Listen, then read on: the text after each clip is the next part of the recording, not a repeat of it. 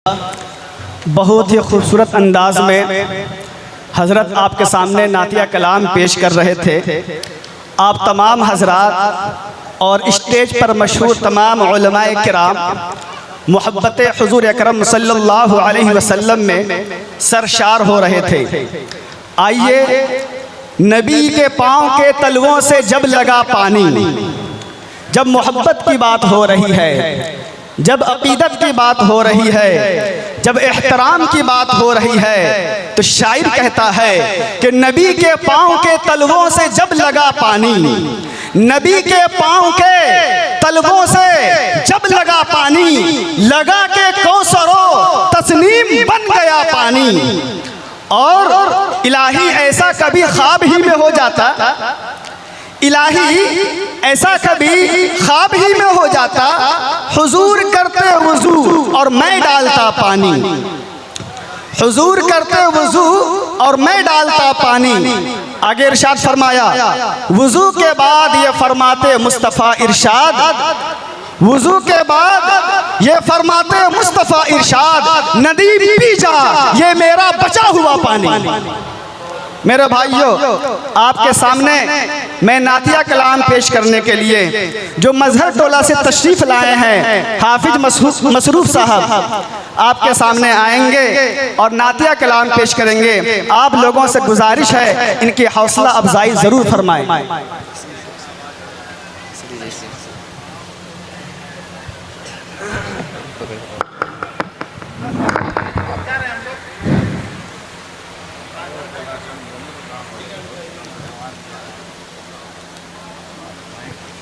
अस्सलामु अलैकुम व रहमतुल्लाहि व बरकातुहू। मैंने सलाम किया है, अस्सलामु अलैकुम व रहमतुल्लाहि व बरकातुहू।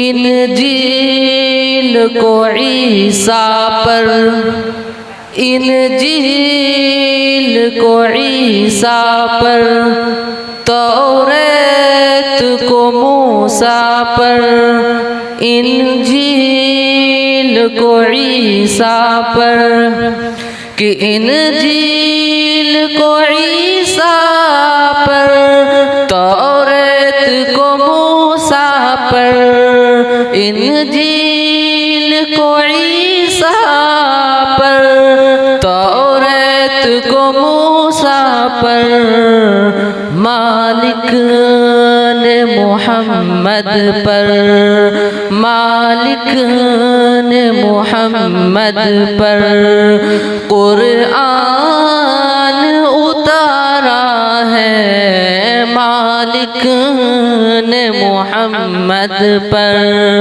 मालिक ने मोहम्मद पर। हम सब के बीच उस्ताद हदीस जामिया रहमानी खानका मुंगेर मुफ्ती एजाज साहब रहमानी दामत बरकातुहुम तशरीफ़ फरमा चुके हैं। बहुत ही बरगुज़ीदा शख्सियत हैं और इल्म व फ़न के माहिर हैं उस्ताद हदीस जामिया रहमानी खानका मुंगेर। अब मैं ज़्यादा लबकुशाई नहीं करूँगा, इनके सामने ज़्यादा लबकुशाई करना मैं गुस्ताखी समझता हूँ। आइए हम सब मिलकर हज़रत मुफ्ती एजाज साहब रहमानी दामत बरकातुहुम जो कि उस्ताद हदीस हैं जामिया रहमानी खानका मुंगेर से, उनकी कीमती बातों को सुनते हैं, उनके पंदो नसाइह को सुनते हैं और उस पर अमल करने की कोशिश करते हैं। बिस्मिल्लाहिर्रहमानिर्रहीम, नहमदुहु व नस्तईनुहु व नस्तगफिरुहु व नुअमिनु बिहि व नतवक्कलु अलैहि व नऊज़ु बिल्लाहि मिन शुरूरि अनफुसिना व मिन सय्यिआति अअमालिना।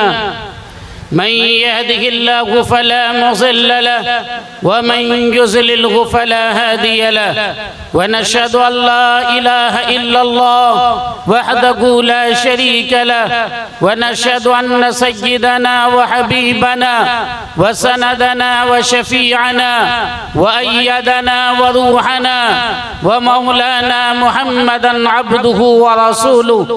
अम्मा बाद, क़ाल अल्लाहु तबारक व तआला फ़िल क़ुरानिल मजीद, औज़ु बिल्लाहि मिनश शैतानिर रजीम। बिस्मिल्लाहिर रहमानिर रहीम।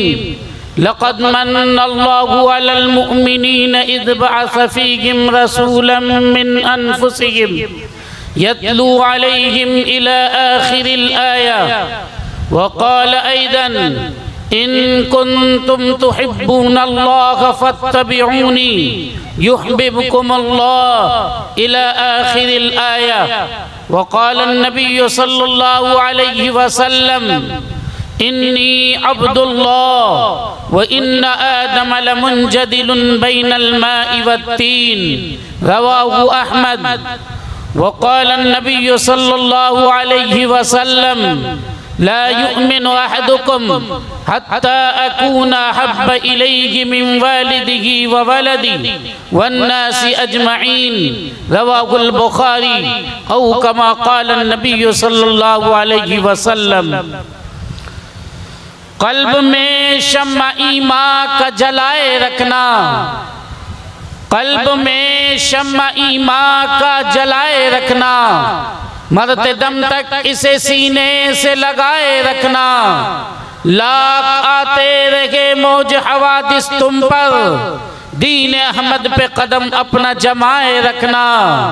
जिंदगी उनकी मोहब्बत में लुटा दो यारो, जिंदगी उनकी मोहब्बत में लुटा दो यारो। झूठी उल्फत से अपने को बचाए रखना। कि मोहम्मद से वफा तूने तो हम तेरे हैं, कि मोहम्मद से वफा तूने तो हम तेरे हैं। ये जहां चीज है क्या लोहो कलम तेरे हैं। नक्शे कदम नबी के हैं जन्नत के रास्ते, नक्शे कदम नबी के हैं जन्नत के रास्ते। अल्लाह से मिलाते हैं सुन्नत के रास्ते। खुदा शाहिद कि हम सारे जहां पर हुक्मरां होते, खुदा शाहिद कि हम सारे जहां पर हुक्मरां होते। रसूले पाक की सुन्नत अगर अपना चलन होता। मोहतरम सामीन, बिरादरान इस्लाम और मिल्लत के जियालो, आज का ये प्रोग्राम उस ज़ात से ताल्लुक़ रखता है, उस हस्ती की तरफ मंसूब है कि अगर वो न होते तो न हम होते, न आप होते, न ज़मी होती, न ज़मा होता, न मकी होती, न सूरज होता, न चांद होता, न सूरज की रोशनी होती, न चांद की चांदनी होती। लौला कलमा खलक़तुल अफ़लाक, अगर मोहम्मद रसूलुल्लाह सल्लल्लाहु अलैहि वसल्लम नहीं होते तो ये दुनिया नहीं होती, ये कायनात नहीं होती, चूँकि वही वजह कुन फ़िका है। आज हमें और आपको उस ज़ात से मुताल्लिक बातों के सिलसिले में गुफ्तगू करनी है, जिनकी हर बात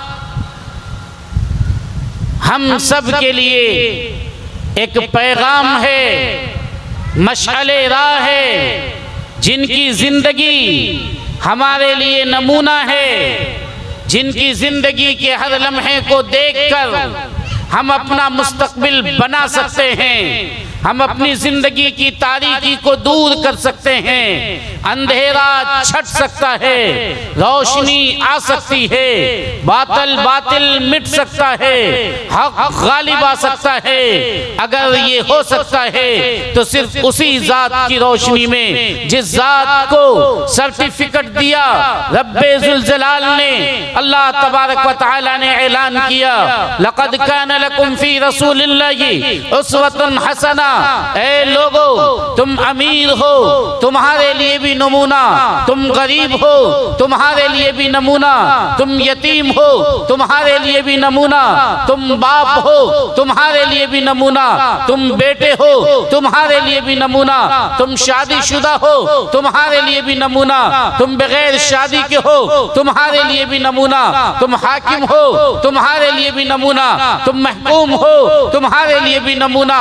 सिर्फ एक जात है मोहम्मद रसूलुल्लाह सल्लल्लाहु अलैहि वसल्लम की। आपकी जात से ताल्लुक रखने वाली हर चीज आपकी सीरत है। अगर इस मजलिस में मैं ये बयान करूं कि मोहम्मद रसूलुल्लाह सल्लल्लाहु अलैहि वसल्लम मयाना कद के थे, न बहुत ज्यादा लांबे थे, न बहुत ज्यादा नाटे थे, न पस्ता कद, न बहुत ज्यादा लांबे, बल्कि मुअतदिल थे। लेकिन अल्लाह ने खुसूसियत दी थी कि जब आप मजमा के दरमियान होते थे तो आप लंबे मालूम हुआ करते थे। ये सरकार दो आलम सल्लल्लाहु अलैहि वसल्लम की सीरत। अगर मैं आपसे ये बयान करूं कि मोहम्मद रसूलुल्लाह सल्लल्लाहु अलैहि वसल्लम के बाल 3 तरह के हुआ करते थे। आपका बाल कभी तो यहाँ तक, कभी उससे आगे, कभी उससे आगे बाल हुआ करता था। आपका बाल कभी लिम्मा, कभी जुम्मा, कभी वफरा हुआ करता था। लेकिन मुसलमानों, नौजवानों, एक बात याद रखना, आपने बाल बड़ा रखा, आप जुल्फी वाले नबी थे, लेकिन आपका बाल चारों तरफ बराबर रहता था, किसी तरफ छोटा, किसी तरफ बड़ा। ये बाल नबी का तरीका नहीं है, ये इस्लाम का तरीका नहीं है। अल्लाह के रसूल ने मना फरमाया, नहा अनिल क़ज़ा, के सर के बाज हिस्से को तुम मुंडा लो, सर के बाज हिस्से का बाल तुम बिल्कुल छोटा कर लो और बाज हिस्से का बाल बड़ा कर लो। आज हमारा नौजवान वो इसी तरह चल रहा है कि पीछे का बाल छोटा, आगे का बाल बड़ा, किसी का आगे का बाल छोटा, पीछे का बाल बड़ा, किसी के दोनों किनारे का बाल छोटा, बीच का बाल बड़ा। वो अजीब अजीब कटिंग, वो अजीब अजीब किस्म की जो कहीं मिल नहीं सकती है, जो जानवर भी रखना पसंद नहीं करेंगे, वो आज हमारा वो मुसलमान रख रहा है जिसके लिए नमूना आका व मौला ताजदार बथा नबी करीम सल्लल्लाहु अलैहि वसल्लम थे कि आपके सर के चारों तरफ के बाल बराबर हुआ करते थे। मुसलमानों, अगर तुम्हें बाल रखना है तो जितना बड़ा रखना है रखो, जितना छोटा रखना है रखो, लेकिन चारों तरफ का बाल बराबर होना चाहिए। यही नबी का तरीका है, यही मोहम्मद रसूलुल्लाह की सीरत है। अगर मैं आपके सामने बयान करूं कि मोहम्मद रसूलुल्लाह सल्लल्लाहु अलैहि वसल्लम चलते कैसे थे, तो ये आप सल्लल्लाहु अलैहि वसल्लम की सीरत। हदीस में आता है कि आप जब चलते थे तो आगे की तरफ झुकते हुए चलते थे, तेज चलते थे, अपने कदम को जमीन से मजबूती के साथ उठाते थे। ऐसा नहीं कि पांव को जमीन में घिसेट कर चल रहे हैं, ऐसा नहीं कि सीने को निकाल कर चल रहे हैं जिससे तकब्बुर नजर आए। वला तमशी फिल अर्ज़ि मरहा, आप इस पर हरगिज अमल नहीं करते थे, बल्कि मरहा के खिलाफ चलते थे, यानी तकब्बुर के साथ नहीं, आजिजी के साथ। आपकी चाल तेज हुआ करती थी, आगे की तरफ झुकी हुई होती थी, मजबूती के साथ कदम उठाते थे। शमाइल की रिवायत है, कान्नमा यनहत्तु फी सबबिन, ऐसे चलते थे लगता था ऊंचाई से ढलान में नशेब में उतर रहे हैं। ये सरकार दो आलम सल्लल्लाहु अलैहि वसल्लम की सीरत है। अगर मैं आपके सामने ये बयान करूं कि मोहम्मद रसूलुल्लाह सल्लल्लाहु अलैहि वसल्लम के दांत मुबारक कैसे थे, आपका कान कैसा था, आपकी आंखें कैसी थी, आपके आंख के ऊपर के जो भौं हैं ये अबरू किस तरह का था, तो याद रखिए ये सारी बातें मोहम्मद रसूलुल्लाह सल्लल्लाहु अलैहि वसल्लम की सीरत है।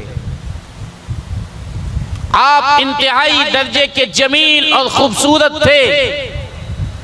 आपकी खूबसूरती इतनी कि हज़रत जाबिर बिन समुरा रज़ियल्लाहु तआला अन्हु फरमाते हैं कि एक रात 14वीं का चांद निकला हुआ था, चांदनी की रात थी, मेरे आका मेरे सामने बैठे थे, मैं कभी आपको देखता था, कभी 14वीं के चांद को देखता था। घंटों बाद मैं ये फैसला करने पे मजबूर हुआ कि 14वीं के चांद में रोशनी कम है, मेरे आका मोहम्मद रसूलुल्लाह सल्लल्लाहु अलैहि वसल्लम के चेहरे में चांद से ज्यादा रोशनी।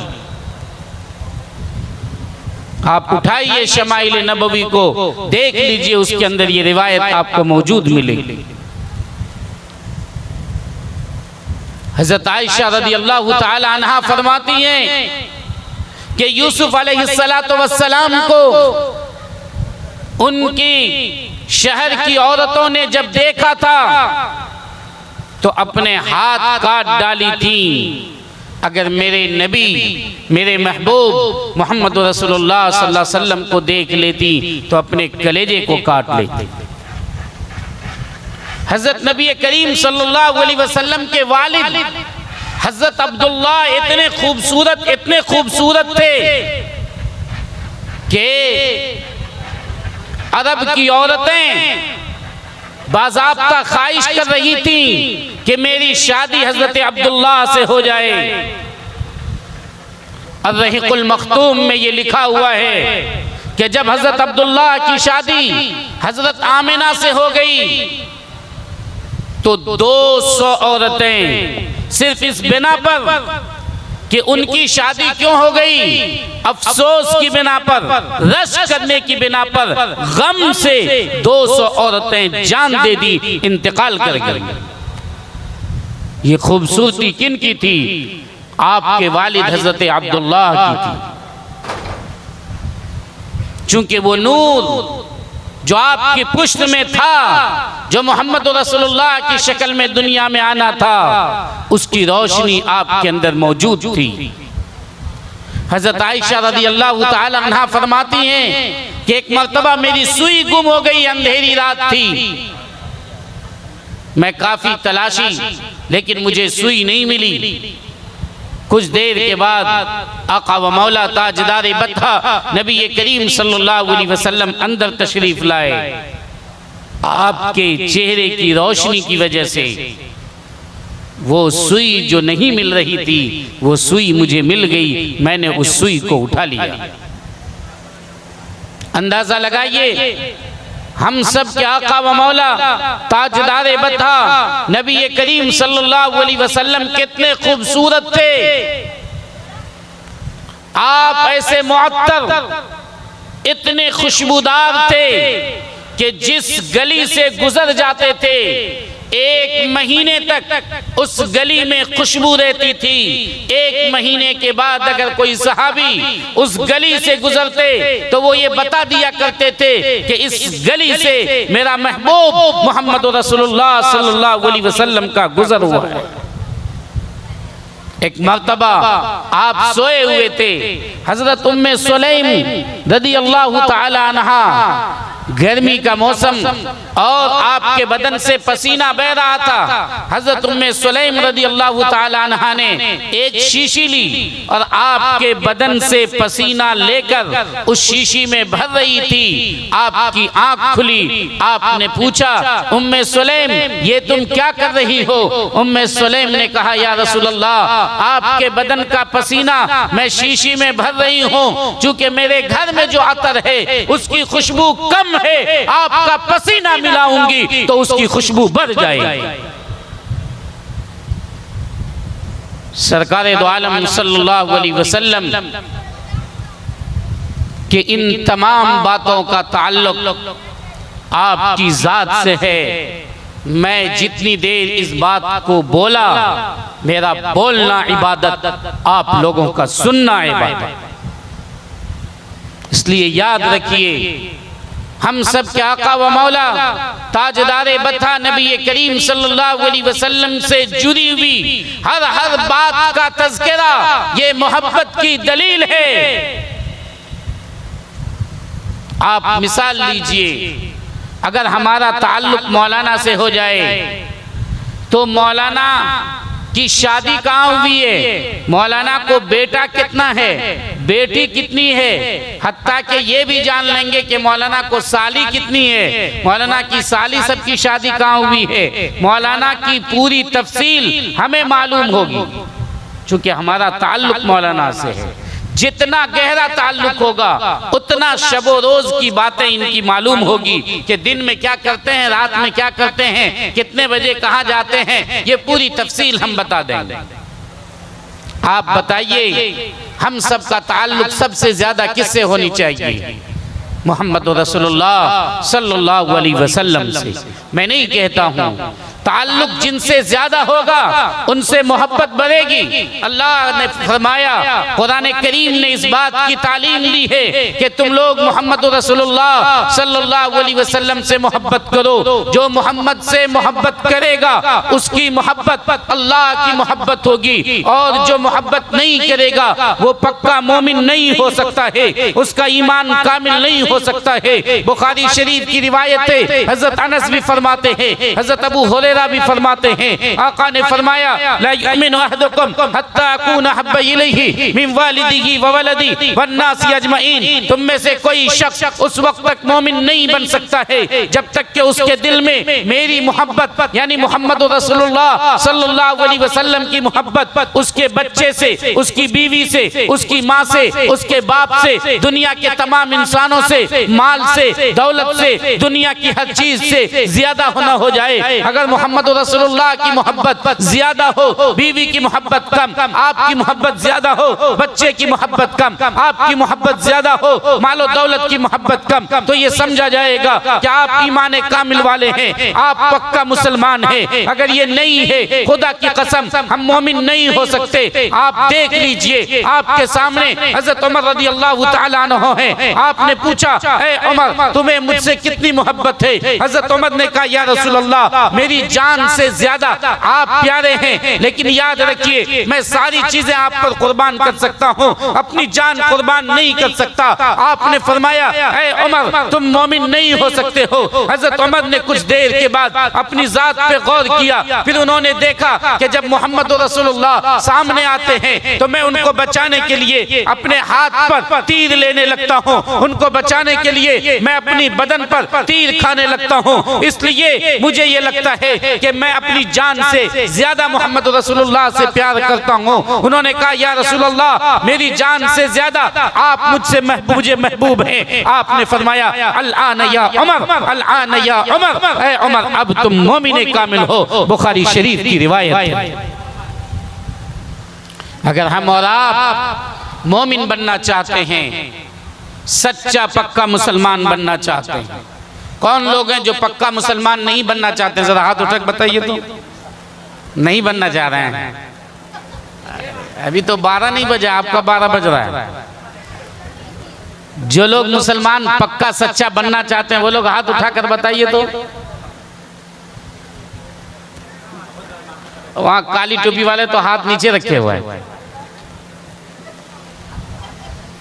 अल्हम्दुलिल्लाह। सच्चा पक्का मुसलमान बनने के लिए क्या करना होगा? आप सल्लल्लाहु अलैहि वसल्लम से मोहब्बत करनी होगी। और मोहब्बत का तकाजा क्या है कि आपकी ज़ात से ताल्लुक़ हो जाए, आपके बारे में मालूम होने लगे।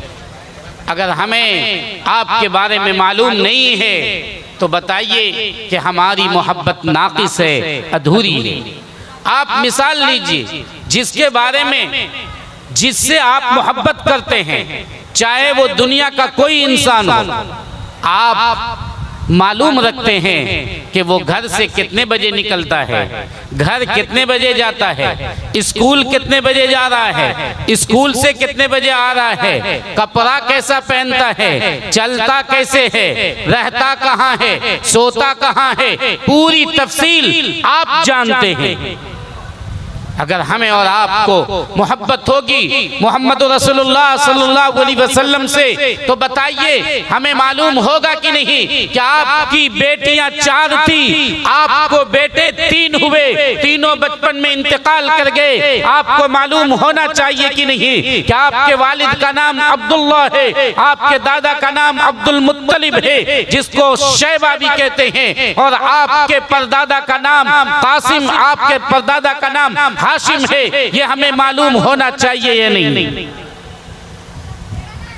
आपकी नानी का नाम बर्रा है, आपके दादा का नाम क्या है, आपकी दादी का नाम क्या है, ये तफसील हमें मालूम होना चाहिए या नहीं होना चाहिए?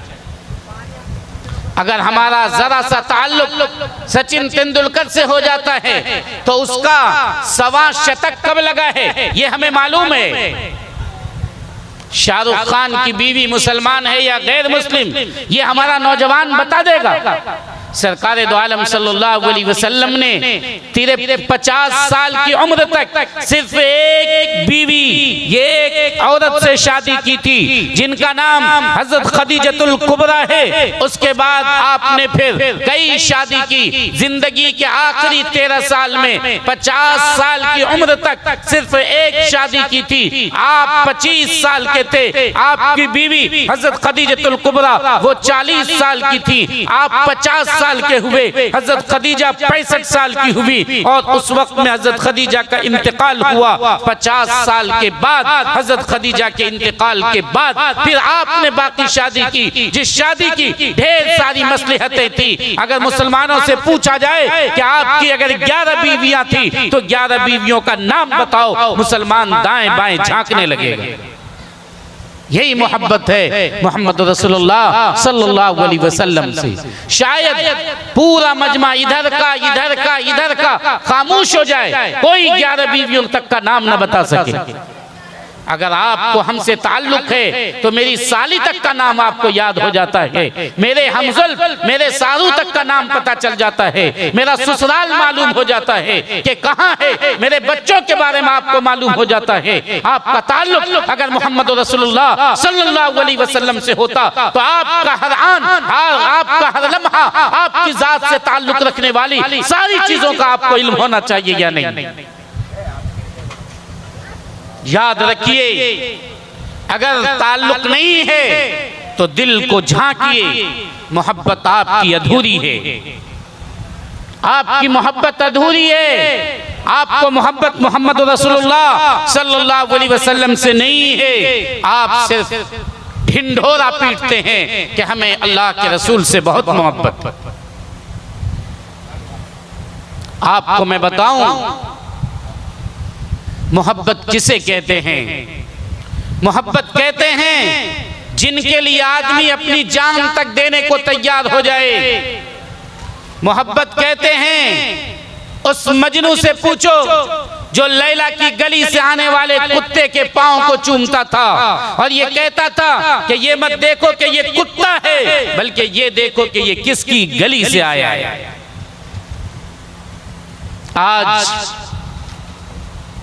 हम मौलवी और मौलाना को लोग कहेंगे अरे ये तो बुधवा का बेटा है, ये तो गरीबा का बेटा है, ये फुलनमा और चिलनमा का बेटा है, ये काला और कलोटा है। ये मत देखो कि वो बुधवा और काला कलोटा का बेटा है, ये देखो कि उसका ताल्लुक किस जात से है। उसके सीने में मोहम्मद रसूलुल्लाह सल्लल्लाहु अलैहि वसल्लम का कलाम मौजूद। उसकी अजमत और उसकी अहमियत इसलिए नहीं है कि वो हमारे और आपके जैसे इंसान का बेटा है, उसकी अहमियत सिर्फ सीने में जो मोहम्मद रसूलुल्लाह सल्लल्लाहु अलैहि वसल्लम की हदीस अल्लाह का पाक कलाम है, उसकी वजह से उसकी अहमियत। ये तार 1000 रुपए मीटर आप खरीद लीजिए, तार में कोई दम नहीं है। उस तार का ताल्लुक बिजली के बोर्ड से होगा तो 5 रुपए का तार भी आपका होश बिगाड़ देगा, और 1000 का तार का ताल्लुक अगर बिजली के बोर्ड से नहीं है तो आपका कुछ नहीं बिगाड़ सकता है। इसीलिए हम लोग ये कहा करते हैं कि जिंदगी में हमेशा इंसान को अपने पावर हाउस से जुड़ के रहना चाहिए। जिस तरह अल्हम्दुलिल्लाह हमारे करीब में रूहानी मरकज, रूहानी पावर हाउस खानका रहमानी मुंगेर है, जहां से मुसलमानों की रहनुमाई भी की जाती है, जहां से ईमान और रूहानियत की तकसीम भी होती है। अगर हमारा ताल्लुक उस पावर हाउस से रहता है तो हमारी अहमियत बढ़ जाती है, और अगर हमारा ताल्लुक उससे नहीं है तो हम दरख्त के वो पत्ते हैं जो दरख्त से टूट जाने के बाद हवाओं के थपेरे में जहां से तहां पूरा करकट पे जाकर पड़ा रहता है, उसकी कोई अहमियत नहीं होती। लेकिन दरख्त में जब तक पत्ता लगा है वो ऊपर रहता है, बुलंदी पे रहता है, हवाओं से मुकाबला करता रहता है। हवा उसे उड़ा नहीं ले सकती, लेकर जा सकती, बारिश उसे उड़ा कर नहीं ले जा सकती। लेकिन अगर वो दरख्त का पत्ता दरख्त से टूट जाता है, वो कूड़ा करकट पे रहता है, गंदगी पे रहता है, हवा उसे जहां चाहे वहां उड़ा कर ले जा सकती। अगर हमारा और आपका ताल्लुक रूहानी मरकज से हो आका व मौला ताजदार बथा नबी करीम सल्लल्लाहु अलैहि वसल्लम से हो तो हमारी अहमियत बढ़ जाए। हम 5 रुपए के तार होंगे लेकिन बिजली बोर्ड से जुड़े होंगे तो दुश्मन का होश बिगाड़ देंगे। हम 1000 के तार होंगे बिजली के बोर्ड से अलग कर दिए जाएंगे, हम दुश्मन का कुछ नहीं कर सकते।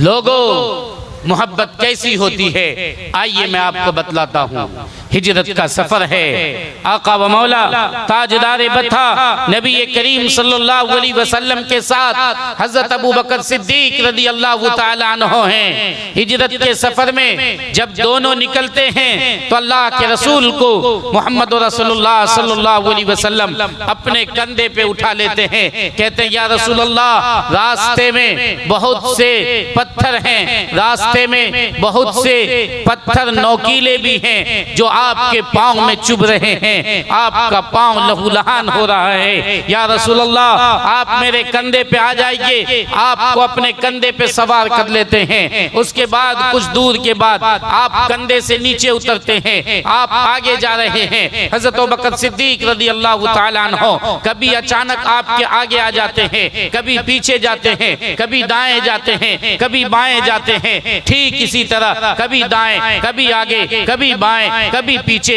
मुसलसल कर रहे हैं, मुसलसल कर रहे हैं। आपने उनसे पूछा कि ए अबू बकर, तुम ऐसा क्यों कर रहे हो? ए अबू बकर, तुम ऐसा क्यों कर रहे हो? 1 मिनट भी दाएं नहीं रहते फौरन बाएं आ जाते हो, 1 मिनट भी आगे नहीं रहते फौरन पीछे आ जाते हो।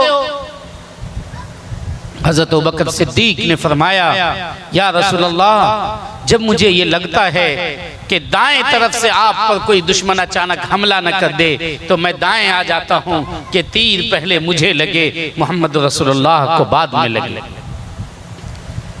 और अगर मुझे ये लगता है कि बाएं तरफ से आ जाए तो मैं बाएं आ जाता हूँ। शुबा होता है कि कहीं आगे से कोई तीर मार दे तो मैं आगे आ जाता हूँ। शुबा होता है कि कहीं पीछे से कोई मार दे तो मैं पीछे आ जाता हूँ। इस तरह सफर करते करते पहुंचते हैं उस गार में जिस गार में आप दोनों को पनाह लेना था। गारे सौर के करीब जाकर आप कहते हैं या रसूल अल्लाह, आप बाहर खड़े रहिए, मैं अंदर जाता हूँ। आप अंदर चले जाते हैं। अंदर जाकर हज़रत अबू बकर सिद्दीक रज़ी अल्लाह तआला अन्हु गार को साफ करते हैं। उसमें ढेर सारे बिल थी, तमाम बिल को, तमाम सुराख को वो बंद करते हैं। एक सुराख जरा ज्यादा बड़ा था, अपनी लुंगी के कुछ हिस्से को शायद चीर कर उसे बंद करने की कोशिश करते हैं। वो सुराख बंद नहीं होता है। काफी कोशिश के बाद वो सुराख बंद नहीं हुआ, क्योंकि सुराख जरा बड़ा नजर आ रहा था। आखिर में हज़रत अबू बकर सिद्दीक बाहर निकलते हैं, कहते हैं या रसूल अल्लाह, आप अंदर तशरीफ लाइए। हजरत नबी करीम सल्लल्लाहु अलैहि वसल्लम अंदर जाते हैं। हजरत अबू बकर सिद्दीक उसी सुराख पर अपने रान को रखकर कहते हैं या रसूल अल्लाह, आप मेरे रान पर सर रखकर सो जाइए। कुछ देर के बाद उसी बिल से एक बिच्छू बाहर निकलता है। वो बिच्छू बाहर निकलना चाहता है, लेकिन बाहर उस बिल के मुंह पर, उस सुराख के मुंह पर हजरत अबू बकर सिद्दीक की राने मुबारक है। वो डंक मारता है। हजरत अबू बकर सिद्दीक के रान पर आपको याद होना चाहिए कि अगर बिच्छू किसी को डंक मार दे उसको चैन नहीं आ सकता है, न तो किसी सोने में, न बैठने में, न चलने में, न करवट में। वो बेचैन हो जाता है। इस तरह वो बेचैनी उसके बदन में दौड़ने लगती है। वो परेशान रहता है, किसी करवट उसे चैन नहीं मिलता है। हजरत अबू बकर सिद्दीक ने अपने पांव में जुम्बिश भी नहीं होने दी, हरकत भी नहीं होने दी। आपका पांव हिलता भी नहीं है, आप उसी तरह पांव को रखे हुए हैं। इतने में बिच्छू बार बार डंक मारता है, बार बार डंक मारता है, लेकिन आंख पर किसको काबू है। आंख से अचानक आंसू निकलता है और वो आंसू आपके इस पूरे चेहरे से लगता हुआ, आपकी दाढ़ी से लगता हुआ आंसू के चंद कतरे मोहम्मद रसूलुल्लाह सल्लल्लाहु अलैहि वसल्लम वसल्लम के चेहरे पे गिर जाता है। आप उठकर बैठ जाते हैं, आप देखते हैं कि अबू बकर रो रहे हैं, अबू बकर रो रहे हैं। आपने पूछा है अबू बकर तुम्हें क्या हुआ? हजरत अबू बकर सिद्दीक कुछ नहीं बताते, लेकिन जब देखते हैं कि आपका पूरा बदन पीला पड़ गया है तो वो देखते हैं कि बताओ। हजरत अबू बकर कहते हैं कि लगता है नीचे से बिच्छू डंक मार रहा है। जब आप पांव उठाते हैं तो उस पे कई डंक है। हजरत नबी करीम सल्लल्लाहु अलैहि वसल्लम ने अपने मुंह से लुआब देहन निकाला और उस पर लगाया। लेकिन मुसलमानों, मैं आपको ये बताना चाहता हूँ कि बिच्छू डंक मारता है, बिच्छू मोहम्मद रसूलुल्लाह सल्लल्लाहु अलैहि वसल्लम तक पहुंचना चाहता है, लेकिन हजरत अबू बकर सिद्दीक अपने रान को रख देते हैं। उसे इसलिए नहीं हिलाते कि कहीं मोहम्मद रसूलुल्लाह की नींद में खलल न हो जाए, कहीं अल्लाह के रसूल सल्लल्लाहु अलैहि वसल्लम की नींद न टूट जाए, इसलिए आप अपने पांव को हिलने तक नहीं देते और बिच्छू के डंक को बर्दाश्त करते रहते हैं। मोहब्बत इसे कहते हैं। उलमा ने लिखा है कि जब तक आप इस दुनिया में थे तो आपकी जात पर कोई तकलीफ न पहुंचे, उससे आपको बचाए रखना ये मुसलमानों की जिम्मेदारी थी। और आज अगर आपके दीन पर कोई हमला होता है, आपकी शरीयत पर कोई हमला होता है, आपकी सुन्नत को अगर मिटाया जाता है तो इसकी हिफाजत करना हमारी और आपकी जिम्मेदारी है। आज हम बचाएंगे क्या?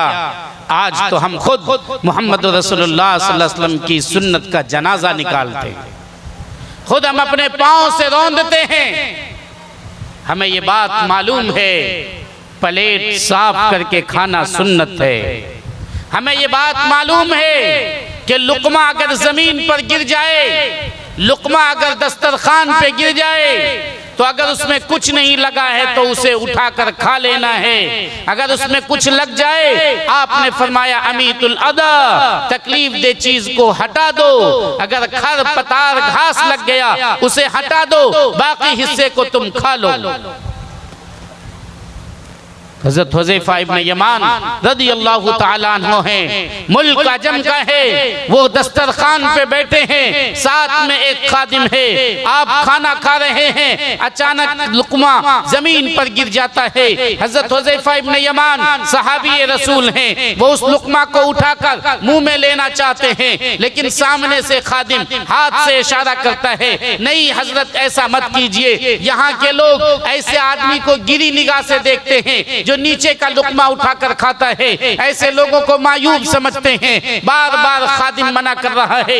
हजरत हुज़ैफा इब्न यमान मान नहीं रहे हैं, उसकी तरफ हाथ बढ़ाते जा रहे हैं। आखिर में हजरत हुज़ैफा को गुस्सा आता है और हजरत हुज़ैफा कहते हैं, अतरुकु सुन्नत हबीबी लिहाउलाइल हुमक़ा, क्या मैं इन महमकों की वजह से, इन बेवकूफों की वजह से अपने महबूब सल्लल्लाहु अलैहि वसल्लम की सुन्नत को छोड़ दूं? ऐसा नहीं हो सकता है। आपने लुकमा उठाया और लुकमा खा लिया। आज अगर हम होटलों में खाते हैं तो दो चार लुकमा छोड़ देना ये अपनी शान समझते हैं। घर में खाए तो प्लेट में कम से कम 20 दाना है और उसी में हाथ धुलते हैं। क्या मोहम्मद रसूलुल्लाह सल्लल्लाहु अलैहि वसल्लम का यही तरीका था? आपका तरीका क्या था? आपका तरीका था प्लेट साफ करके खाते थे, हाथ में जो लगा है उसे भी खाते थे। आप ये कहा करते थे तुम्हें नहीं मालूम कि किस दाने में बरकत है, इसलिए आप मुकम्मल तमाम को साफ करके खाते थे। अगर हम उनसे ताल्लुक रखते तो बताइए आप सल्लल्लाहु अलैहि वसल्लम जैसे करते थे वैसे हमें करना चाहिए या नहीं चाहिए? बोलिए, हम लोग प्लेट को साफ नहीं करेंगे? जो हाथ उठा के बताइए तो कौन लोग प्लेट साफ करके खाएंगे? हाथ उठाइए। इंशाअल्लाह। ये बच्चा भी उठाया, देखते रहिएगा कहीं ऐसा नहीं कि सारा दाना छोड़ दे। ये जिम्मेदारी वालिदैन की है, वो खुद साफ करके खाएंगे, उनका बच्चा भी साफ करके खाए। वो नहीं खाएंगे, उनका बच्चा साफ करके नहीं खाएगा। अल्लाह के रसूल ने फरमाया मन हब्ब सुन्नती फ़क़द हब्बनी। तिर्मिज़ी शरीफ जिल्द नंबर 2 सफ़ा नंबर 96 की रिवायत है कि मुझसे मोहब्बत करने वाला वो है जो मेरी सुन्नत से मोहब्बत करेगा। जो मेरे तरीके से मोहब्बत नहीं करता वो मुझसे मोहब्बत करने वाला नहीं हो सकता है। मैं आपको बताऊं, एक मौके पे सरकार दो आलम सल्लल्लाहु अलैहि वसल्लम ने हमें ये बताया है कि देखो, हमसे सच्ची मोहब्बत ये है कि तुम मेरी बात मानो। अगर तुम मेरी बात नहीं मानते हो तो समझ जाओ कि तुम मुझसे मोहब्बत नहीं करते। अन अब्दुर्रहमान इब्न अबी क़िराद अन्न नबी सल्लल्लाहु अलैहि वसल्लम तवज़्ज़अ यौमन फजअल असहाबुहु यतमस्सहून बिवज़ूइही क़ाल मा यहमिलुकुम अला हाज़ा क़ालू हुब्बुल्लाहि व हुब्बु रसूलिही क़ाल मन सर्रहु अन युहिब्बल्लाह व रसूलहु औ मन सर्रहु अन युहिब्बहुल्लाह व रसूलुहु फलयस्दुक़ हदीसहु इज़ा हद्दसा वलियुअद्दि अमानतहु इज़ा तुमिना वलियुहसिन जिवार मन जावरहु रवाहुल बैहक़ी फ़ी शुअबिल ईमान। एक रिवायत है, एक मौके पर सरकार दो आलम सल्लल्लाहु अलैहि वसल्लम वुज़ू कर रहे थे। आपके बदन से जो पानी लगता था वो जमीन की तरफ जाना चाहता था, लेकिन सहाबा लपक कर उस पानी को अपने हाथ में ले लेते थे। आप चेहरा धुलते थे, चेहरे से लगकर जो पानी जमीन की तरफ जाना चाहता था उसका एक कतरा भी जमीन तक नहीं पहुंच पाता। सहाबा आपको चारों तरफ से घेरे हुए थे, वो लपक कर उस पानी को अपने हाथ में ले लेते थे, अपने हाथ में लेकर अपने बदन पर मलते थे। जो सहाबी उस पानी तक नहीं पहुंच पाते वो दूसरे सहाबी के भीगे हुए हाथ को अपने हाथ से मिलाकर अपने बदन पर रगड़ते थे ताकि हमें भी बरकत हासिल हो जाए। इस तरह सहाबा कर रहे थे। आपने पूछा मा यहमिलुकुम अला हादा, ए लोगो तुम ऐसा क्यों कर रहे हो? आपने पूछा मा यहमिलुकुम अला हादा, ए लोगो तुम ऐसा क्यों कर रहे हो? सहाबा ने फरमाया हुब्बुल्लाहि व हुब्बु रसूली, अल्लाह की मोहब्बत है, अल्लाह के रसूल की मोहब्बत है, इसलिए हम ऐसा कर रहे हैं। आपने फरमाया नहीं नहीं, इसे मोहब्बत नहीं कहते हैं। पानी को बदन पर मल लेने से मोहब्बत का हक अदा नहीं हो सकता है। एक मौके पे सुलह हुदैबिया का मौका था। आप जब थूक फेंकते थे सहाबा उस थूक को लेकर अपने बदन पर मलते थे। आपने बतलाया कि लोगों मेरे थूक को लेकर बदन पर मल लेने से मोहब्बत का हक अदा नहीं हो सकता है। जो मुझसे मोहब्बत करना चाहता है, जो ये चाहता है कि मैं उससे मोहब्बत करूं, वो मुझसे मोहब्बत करे, अल्लाह उससे मोहब्बत करे, वो अल्लाह से मोहब्बत करे। तो याद रखो उसे अपनी जिंदगी में वो काम करना होगा जो काम की मैं बताऊं, जिस काम की मैं तालीम दूं। कम से कम वो 3 काम करेगा। फलयस्दुक़ हदीसहु इज़ा हद्दसा वलियुअद्दि अमानतहु इज़ा तुमिना वलियुहसिन जिवार मन जावरहु। अगर वो ये 3 काम करता है तो ये समझा जाएगा कि वो मुझसे मोहब्बत करने वाला है। अगर वो ये 3 काम नहीं करता है तो ये समझा जाएगा कि वो मुझसे मोहब्बत करने वाला नहीं है। ए लोगों, पता ये चला कि आपकी बातों को मानना यही मोहब्बत है। जरा सीने पे हाथ रखो और मुझे बताओ कि आपके वालिद कहते हैं, आपके अब्बा कहते हैं कि जाओ जरा वहां से पानी लेकर आओ। आप कहते हैं कि नहीं अब्बा, धूप बहुत तेज है, मैं पानी नहीं ला सकता। आपके अब्बा ने पूछा क्या तुम मुझसे मोहब्बत नहीं करते हो? आपने कहा क्यों नहीं, मैं तो आप पर जान देने के लिए तैयार हूँ। अब्बा कहता है तो जाओ फिर पानी लेकर आओ। आप कहते नहीं पानी में नहीं ला सकता। आपके वालिद कहते हैं बेटा तुम मुझसे मोहब्बत नहीं करते, क्या तुम मुझे पानी नहीं पिला सकते? आप कहते नहीं नहीं अब्बा, आप पर तो मैं जान देने के लिए तैयार हूँ, आपसे तो मैं खूब मोहब्बत करता हूँ। बताइए बाप क्या करेगा? बाप उठेगा, थप्पड़ उठाएगा, लगाएगा गाल पर, कहेगा कमबख्त तू मेरे लिए जान देने को तैयार है, तू धूप बर्दाश्त कर पानी तक नहीं ला सकता, तू मुझे पानी तू मुझ पर जान कैसे देगा? तेरी मोहब्बत झूठी है, तू झूठा दावेदार है। अगर तुम्हें मोहब्बत होगी तो तुम मेरी बात मानोगे और वहां से पानी लाकर मुझे दो। अगर हम ये कहें कि आप पर जान देने के लिए तैयार, आप जो कहें वो हम नहीं मानेंगे, तो मोहब्बत होगी? सुना होगा बहुत सा किस्सा कि लोग लड़कियों पे आशिक हो जाते हैं, और लड़कियां जान छुड़ाने के लिए कहती है कि अगर वाकई तुम्हें हमसे मोहब्बत है तो छत से कूद कर दिखाओ। और बेअक्ल आशिक क्या करता है, छत से कूद जाता है। या कहती है कि कुएं में कूद कर दिखाओ, और बेअक्ल आशिक क्या करता है, कुएं में कूद जाता है। उसकी जान गई, वो मोहब्बत क्या करेगा। तो सच्ची मोहब्बत यही होती है कि आदमी जान तक देने के लिए तैयार हो जाता है। ये भी मनकूल है कि मजनू को के पास एक खबर पहुंची कि लैला को उसके बदन का गोश्त चाहिए।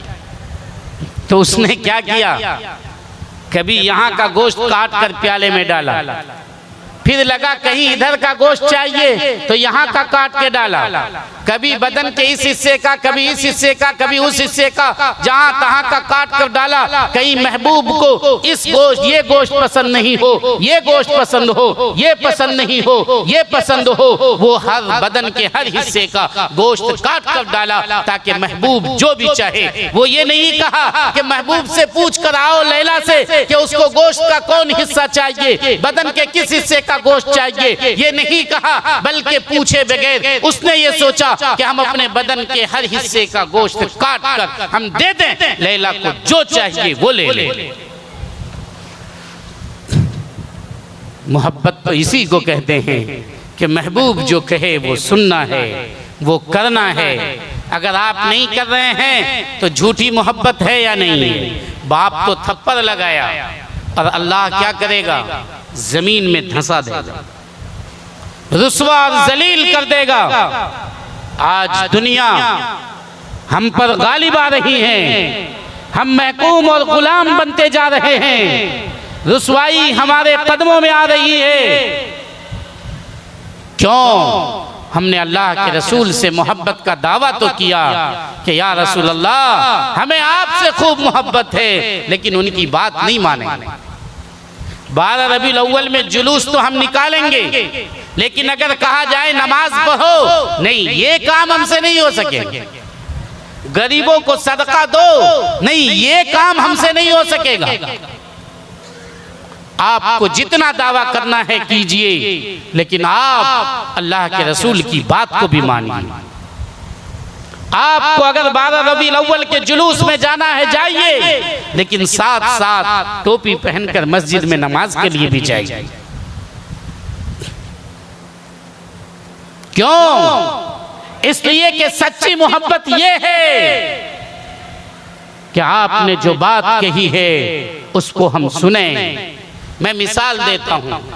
आपने फरमाया कुल्लु मुस्किरिन हराम, हर नशा की चीज हराम है।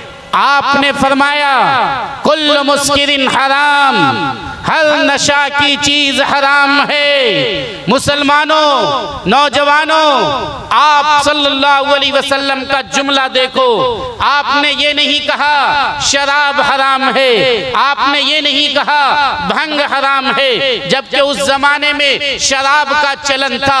आप ये कहते अल खमरु हरामुन, इतने में काफी हो जाता। आपने ये नहीं फरमाया, आपने फरमाया कुल्लु मुस्किरिन हराम, हर नशा की चीज हराम है। अगर कोरेक्स बोतल पीने से नशा खाने वालों को सुकून मिलता है तो कोरेक्स बोतल पीना भी हराम है। अगर अफीम को चाटने से उन लोगों को आराम मिलता है तो अफीम का इस्तेमाल करना हराम है। अगर सुलेशन को सूंघने से उसे नशा मिलती है तो ये भी हराम है। अफीम हो या चर्च, भंग हो या दुनिया की कोई चीज, अगर वो नशा पैदा करती है तो वो हराम है। अल्लाह ताला ने कुरान करीम में क्या फरमाया, इन्नमल खम्रु वल मैसिर वल अंसाबु वल अज़लाम रिज्सुम मिन अमलि शैतान फज्तनिबूहु लअल्लकुम तुफ्लिहून। ऐ लोगो, शराब हराम है। इन्नमल खम्रु वल मैसिर वल अंसाबु वल अज़लाम रिज्स, ऐ लोगो, ये नशा की चीज गंदी है, गंदी है, पलीद है, नापाक है। मिन अमलि शैतान, शैतान का अमल है, इंसान का अमल नहीं हो सकता। जो कर रहा है वो शैतान शैतान तो हो सकता है, इंसान नहीं हो सकता। रिज्जुम मिन अमल शैतान फज्तनिबू, ऐ मुसलमानों उससे बचो, ऐ मुसलमानों उससे बचो। अल्लाह ने आगे कहा इन्नमा युरीदु शैतानु अन युक़िया बैनकुमुल अदावत वल बग़दा फिल खम्रि वल मैसिर। शैतान चाहता है जुए के जरिया, शराब के जरिया तुम्हारे अंदर दुश्मनी पैदा कर दे, अदावत पैदा कर दे। वयसुद्दकुम अन ज़िक्रिल्लाह, तुम्हें अल्लाह के जिक्र से रोक दे। ऐ मुसलमानों, ऐ मुसलमानों, ऐ मुसलमानों, फहल अंतुम मुंतहून, क्या तुम नहीं रुकोगे, क्या तुम बाज नहीं आओगे। अल्लाह ने कुरान में कहा, नंबर 1 कहा शराब गंदी चीज है, दूसरा कहा शैतान का अमल है, तीसरा कहा फज्तनिबू, लोगों उससे बच जाओ, चौथा कहा शराब अदावत और दुश्मनी पैदा करता है, तुम पियोगे तुम अपने आप में नहीं रहोगे, आकर बीवी को मारोगे, बीवी से अदावत दुश्मनी होगी, तुम तलाक तलाक बोल दोगे और मुफ्तियों के पास दारुल क़ज़ा में जाकर घुटने टेक कर रोगे कि हमने तो अपनी बीवी को तलाक दिया था, हम नशे की हालत में थे, हमें पता नहीं है। तुम शराब पियोगे, आकर पड़ोसी को गाली दोगे, पड़ोसी पे भपतियां कसोगे, पड़ोसी की लाठी उठेगी, हो सकता है तुम्हारा सर फोड़ दिया जाए। अल्लाह ने बतलाया वयसुद्दकुम अन ज़िक्रिल्लाह, देखो अगर तुम शराब इस्तेमाल करोगे, अगर तुम जुए में मुब्तला होगे तो अल्लाह की याद से तुम रुक जाओगे, नमाज तुम छोड़ दोगे, रोजे तुम छोड़ दोगे। इसीलिए आपने फरमाया अगर कोई शराब पीता है, अगर कोई शराब पीता है जो मुदमिने खमर है तो 40 दिन तक उसकी नमाज कबूल नहीं होती है, यानी नमाज का मुकम्मल सवाब उसको नहीं मिल सकता है। चूंकि जो घोंट आपके अंदर गया है, ये घोंट 40 दिन में घुलकर मिलकर तब दूसरी जिन्स बनता है, उस वक्त तक शराब की कुछ न कुछ असर रहता है। इसलिए 40 दिन तक जब तक उसकी माहियत नहीं बदली है, जब तक वो आपके अंदर है, याद रखिए कि आपकी नमाज नहीं होगी। ऐ लोगों, तुम किस शराब को इस्तेमाल करते हो, उस शराब का एक कतरा अगर कुएं में गिर जाए, कुआं का पानी नापाक, अगर शराब का एक कतरा अगर बाल्टी के अंदर गिर जाए, आपके जो ऊपर में टंकी लगाते हैं उस टंकी में गिर जाए, वो पूरा पानी नापाक है। आप किस शराब को इस्तेमाल करते हो, जो शराब आपकी अक्लों को खत्म करता है। नशा की चीजें लोगों को क्या करती हैं, चाहे वो अफीम हो, चरस हो, भंग हो, इसका सबसे बड़ा नुकसान क्या है कि इंसान धीरे धीरे पागल होने लगता है। चूंकि हदीस में आता है कि एक मर्तबा अगर उसने इस्तेमाल किया, उसकी थोड़ी सी अकल कम होती है, दोबारा इस्तेमाल किया, थोड़ी और अकल कम होती है, और इस्तेमाल किया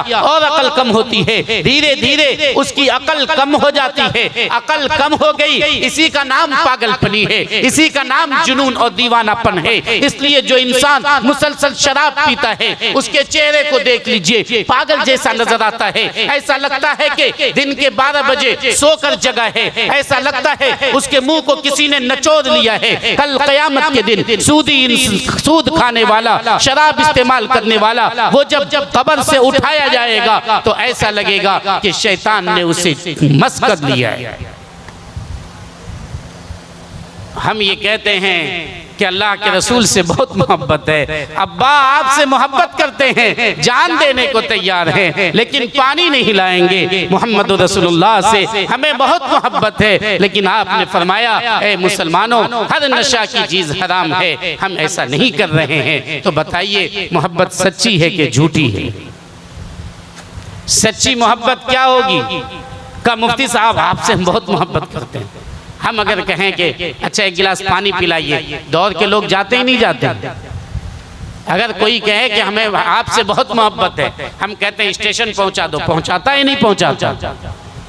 अल्लाह के रसूल से कहेंगे बहुत मोहब्बत है, लेकिन नहीं, अफीम नहीं छोड़ेंगे, चर्स नहीं छोड़ेंगे, कोरेक्स नहीं छोड़ेंगे।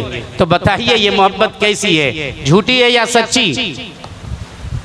आज से भंग इस्तेमाल करेंगे इंशाअल्लाह? बोलिए आज से हम लोग इसी मजलिस में तमाम नशा की चीज से तौबा करते हैं तौबा? जरा हाथ उठा के बताइए, दोनों हाथ उठाइए। इंशाअल्लाह आप याद रखिए, इसमें नुकसान आपका है। ये मोबाइल अगर मैंने बनाया है, मैंने, तो ये बताइए कि ये मोबाइल कब सही चलेगा, कब खराब चलेगा, ये कौन बता सकता है? मैं बताऊंगा कि अगर इसकी बैटरी को कितनी देर इस्तेमाल करना है। आप देख लीजिए, मोबाइल खरीदेंगे तो उसके साथ एक गाइड बुक आता है, यानी उसमें कागज रहता है जिसमें लिखा रहता है कि क्या करना है क्या नहीं करना है। मोबाइल कंपनी ने बता दिया कि इसको पानी से बचा कर रखना है, आप इसको पानी में कभी डालेंगे, बेटवा अगर डालेगा तो 2-3 थप्पड़ लगा देंगे आप, क्यों? उससे खराब हो जाए। हमको किसने बनाया? एक खून के कतरे से इतना अच्छा इंसान कौन बना सकता है कोई माई का लाल? ये वही बना सकता है जो एक गुठली से हजारों आम पैदा कर सकता है। ये वही बना सकता है जो मकई के एक दाने से सैकड़ों दाना दे सकता है। ये बनाया किसने? अल्लाह। इंसान नहीं। शौहर अपनी बीवी से मिलता है, क्या हर हाल में बच्चा हो जाता है? नहीं। एक आदमी जिंदगी भर बीवी के साथ रहता है, औलाद नहीं होती है। एक आदमी एक दिन रहता है, औलाद हो जाती है। चूंकि औलाद देता कौन है? अल्लाह ताला देते हैं। ये इंसान किसने बनाया? अल्लाह ने बनाया। ये इंसान कैसे ठीक चलेगा, ये कौन बताएगा? वही अल्लाह बता सकता है कि ये इंसान अगर खड़े होकर पानी पिएगा तो उसके गुर्दे पे फर्क पड़ेगा, उसके फेफड़े पे फर्क पड़ेगा। ये इंसान नाखून बड़ा रखेगा तो नाखून का मैल खाने के जरिया उसके मुंह में जाएगा, उसके अंदर बीमारी पैदा करेगा। ये इंसान अगर खतना नहीं करवाएगा तो उसमें तरह तरह की बीमारी पैदा होगी। ये इंसान अगर शराब इस्तेमाल करेगा, ये इंसान खिंजीर का गोश्त इस्तेमाल करेगा, कौवे का गोश्त इस्तेमाल करेगा, इस इंसान की तबीयत बदल जाएगी, इसमें वहशत आएगी, जुल्म आएगा, बर्बरियत आएगी, गंदगी आएगी। ये इंसान बेकार हो जाएगा। सबसे बड़ा नुकसान आप पूछ लीजिए डॉक्टरों से शराब और नशा की चीज का ये है कि वो इंसान के अंदर सिल की बीमारी पैदा कर देता है, जिसको आप समझने के लिए फालिज और लकवा कह सकते हैं, पैरालाइज कह सकते हैं। आप अंदाजा नहीं लगा सकते कि इसके नुकसानात कितने हैं। आप गुल करते हैं, गुल के डब्बे को देख लीजिए, गुल के डब्बे पे देखिए कि मुंह कितना बड़ा है और उसमें जख्म, कैंसर का मर्ज है, वो कैंसर का मर्ज। नशा की चीज, चाहे वो गुटखा हो के गुल, ये इंसान को कैंसर का मरीज बना देता है। और कैंसर का मरीज आज भी ला इलाज है, उसका कोई इलाज नहीं है। इलाज कराते कराते वो कब्रिस्तान पहुंच जाता है। मुझे तो ताज्जुब और हैरत होती है उस वक्त जबकि उस फोटो को देखता हूँ। उस फोटो को इंसान देखे और फिर कैसे गुल करता है, ये तो हैरत की बात है। वो फोटो को देखकर आदमी की तबीयत घिन महसूस करने लगती है। उसके बाद भी गुल करने वाला पूरा एक दिन में गुल कर लेते हैं। इसलिए लोगों, आपने जो बताया है वो ये कि नशे की चीज से अपनी जिंदगी को पाक करो। मुझे नहीं मालूम कि आप लोगों का क्या हाल है। मैं तो समझता हूँ अल्हम्दुलिल्लाह ये हबीबपुर है, यहाँ का सब आदमी बिल्कुल अच्छा दूध से धुला होगा, कोई ऐसा होगा नहीं। और अगर था तो अब नहीं रहेगा इंशाअल्लाह। दूसरी बात इसी आयत में कही गई, इन्नमल खम्र वल मैसिर, जुआ ये भी हराम है। जुआ क्या करता है? आपके दिल में धकधकी पैदा करता है कि नहीं करता है? बताइए। आप देख लीजिए, तकरीबन मोबाइल वाला ड्रीम 11 शायद ड्रीम 11 खेल रहा है। जब तक क्रिकेट चल रहा है तब तक अगर जिसको उसने कैप्टन बनाया है वो जैसे बैटिंग पकड़ पे आया, अल्लाह अल्लाह फोर मारे, अल्लाह अल्लाह सिक्स मारे, ये उसका दिल मुसलसल बोल रहा है। वो ये चाह रहा है कि जिसको हमने कैप्टन बनाया ये सबसे ज्यादा रन मारे। जब तक खेल खत्म नहीं हुआ है तब तक उसको नींद नहीं आ सकती है, सुकून उसका खत्म। सबसे पहला नुकसान ये हुआ कि नहीं हुआ। मौलवियों को देखिए कितना इत्मीनान से सोता है, उसको कोई टेंशन नहीं है, इस झंझट में पड़ना ही नहीं है। 100 रुपए लगाया और चक्कर में है कि 1 करोड़ रुपए आ जाए। 1 करोड़ रुपए किसका आएगा? 100 आपने लगाया, 1 करोड़ रुपए किसका आएगा?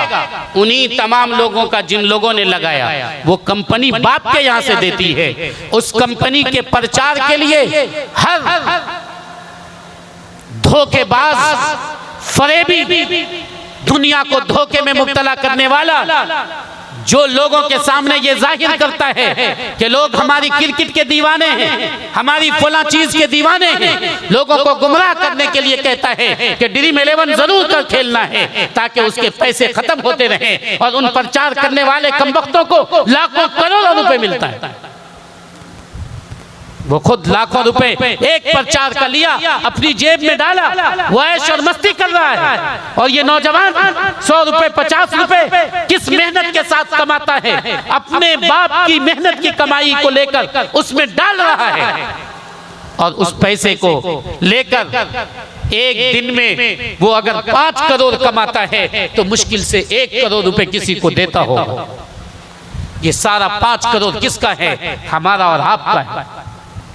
आपने क्या किया? आप में इंसानियत नहीं है। आपने लोगों के रुपए को खींचकर कंपनी को दे दिया।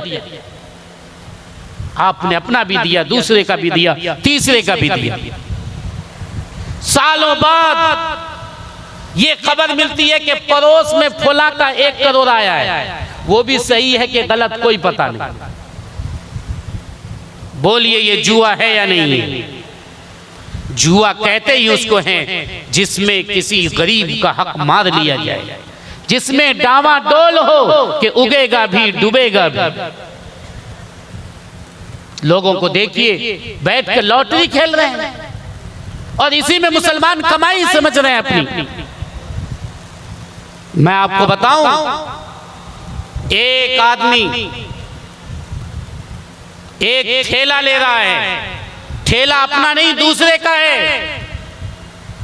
सुबह पहुंचता है और लेम्बू खरीद के रखता है। सिर्फ 500 लेम्बू उसने खरीदा और अपने ठेले पे डाल लिया। दिन भर घूम घूम कर वो बेच रहा है। शाम के वक्त में ठेले वाले को किराया देकर कम से कम 1000 रुपए कमा कर वो आता है। और ये नवाब साहब जो बदकिस्मती से किसी मुसलमान का जवान बेटा है, उसको देख लीजिए, सुबह जगेगा 9 बजे, खाएगा अपने बाप के होटल में और निकल जाएगा मोबाइल लेकर। और वो लगा हुआ है बेकारी में, यहाँ वहां बौक रहा है। इंसानों के पास काम होता है, जानवरों के पास काम नहीं होता। आप कुत्ते को कभी काम करते देखे हैं? इसके दरवाजे उसके दरवाजे यहाँ वहां जाते देखे। वो नौजवान जो नौजवानी की दहलीज पे कदम रखे हुआ है, बेकार कामों में मुब्तला है। सुबह उठता है, न दुनिया का काम करता है, न दीन का काम करता है। आप बताइए वो इंसान हो सकता है इंसान, लेकिन काम इंसानों वाला नहीं है। आदमी लेकिन आदमियत वाला काम नहीं। आदमी के पास सब कुछ है मगर आदमी के पास सब कुछ है मगर एक तन्हा आदमियत ही नहीं। हुआ क्या? अब वो जाएगा, कभी लॉटरी खरीद लिया, अब इंतजार में पड़े हुआ है कि मेरा फंस जाए, मेरा फंस जाए, मेरा फंस जाए। अगर उस वक्त में उसको कहे कि आज तुम्हारा फंस जाएगा, तुम जाके फला जगह पे माथा टेको, तो उसके लिए भी वो तैयार हो जाएगा, क्योंकि उसको लगेगा कि आज मेरा फंस सकता है। ये जुआ इंसान को तबाह कर रहा है, उसके ज़हनी सुकून को खत्म कर रहा है। उसका दिमाग एक बेकार चीजों पे लगे हुआ है, उसको सुस्त बना रहा है, उसको काहिल बना रहा है, उसको दूसरों के माल की तरफ लार टपकाने वाला लालची और हरीस बना रहा है। लेकिन हमारा मुसलमान शान के साथ करता है। मैं साफ कहता हूं, हमारा बिरादरान वतन गैर मुस्लिम भाई क्या करते हैं, उनका बेटा पढ़ रहा है, तालीम हासिल कर रहा है, किसकी, IPS की तैयारी चल रही है, और कहाँ है भाई, बिल्कुल सुबह सवेरे घर घर पे जाकर अखबार बांट रहा है। मुझे एक आदमी दूध देता था, अब दूध देना बंद कर दिया, मैं मुंगेर में था, वो एक गैर मुस्लिम था। बाद में मालूम हुआ कि उसको एक बड़ी नौकरी लग गई। मैंने उससे मालूम किया, क्यों, तुम तो दूध बेचते थे। कहा सर वो सुबह में दूध बेचते थे और फिर उसके बाद पढ़ने के लिए चले जाते थे, उसी पैसे से हम काम करते थे। आप पूरे हबीबपुर में देख लीजिए कितने लोग हैं जो DM होंगे, एक भी मौजूद नहीं। अरे दुनिया भी तो हासिल करो, न दीन न दुनिया, न इधर के न उधर के, ला इलाहा उलाई वला इलाहा उलाई, ये कौन सी बात। क्यों, इसलिए कि उसका दिमाग है लॉटरी फंसेगा। जब लॉटरी फंसेगा तो एक ही साथ सीधा करोड़पति बन जाएगा। बगैर मेहनत के कमाई ठहरती नहीं है। जो पैसा मेहनत से हासिल किया जाता है, आप देख लीजिए हमारे बाप दादा, अगर 2 रुपए आपने बेकार खर्चा कर दिया तो बरस पड़ते हैं। क्यों, इसलिए उन्होंने मेहनत से कमाया, जानते हैं कि मेहनत कैसे होती है, मेहनत का कमाया हुआ रहता है। अगर लॉटरी फंस भी गई ना तो वो लॉटरी की तरह खत्म हो जाएगी फौरन, एकदम इत्मीनान रखकर। इसलिए ये आदमी को सुस्त भी बनाता है, काहिल भी बनाता है, लालची भी बनाता है, हरीस भी बनाता है, लाभ टपकाने वाला भी बनाता है, ज़हन का सुकून खत्म करने वाला भी बनाता है, गरीबों से हमदर्दी और रहम को खत्म करता है, क्योंकि वो गरीबों के माल को दबाना अपना हक समझता है। और अल्लाह की लानत, सूद इंतहाई खतरनाक। अल्लाह के रसूल सल्लल्लाहु अलैहि वसल्लम ने फरमाया कि 1 दिरहम अगर कोई सूद का खाता है, दिरहमुन रिबा याकुलुहु रजुल, 1 दिरहम अगर कोई खाता है वो सूद की रकम है, तो 36 मर्तबा अपनी माँ से बदकारी करता है। माँ से बदकारी, वो भी 36 मर्तबा करने का गुनाह एक तरफ, और 1 दिरहम सूद खाने का गुनाह एक तरफ। आपने बतलाया, कुरान ने ये ऐलान किया है, फ़अज़नु बिहर्बिन मिनल्लाहि व रसूलिही, जो लोग सूद खाते हैं, सुनो, अल्लाह रसूल से जंग के लिए तैयार हो जाए। ऐलान कर दो, एक तरफ अल्लाह और उसका रसूल रहेगा, दूसरी तरफ सूद खोर सूद खाने वाला रहेगा। है किसी में ताकत वो अल्लाह से और उसके रसूल से मुकाबला करे? नहीं कर सकता है। अल्लाह के रसूल ने कहा, लानत है सूद खाने वाले पर, सूद खिलाने वाले पर, सूदी कारोबार को लिखने वाले पर, सूद के सिलसिले में एक दूसरे की बात को खबर पहुंचाने वाले पर, जो भी सूद में किसी तरह मुब्तला है, उन तमाम पे अल्लाह की फिटकार है।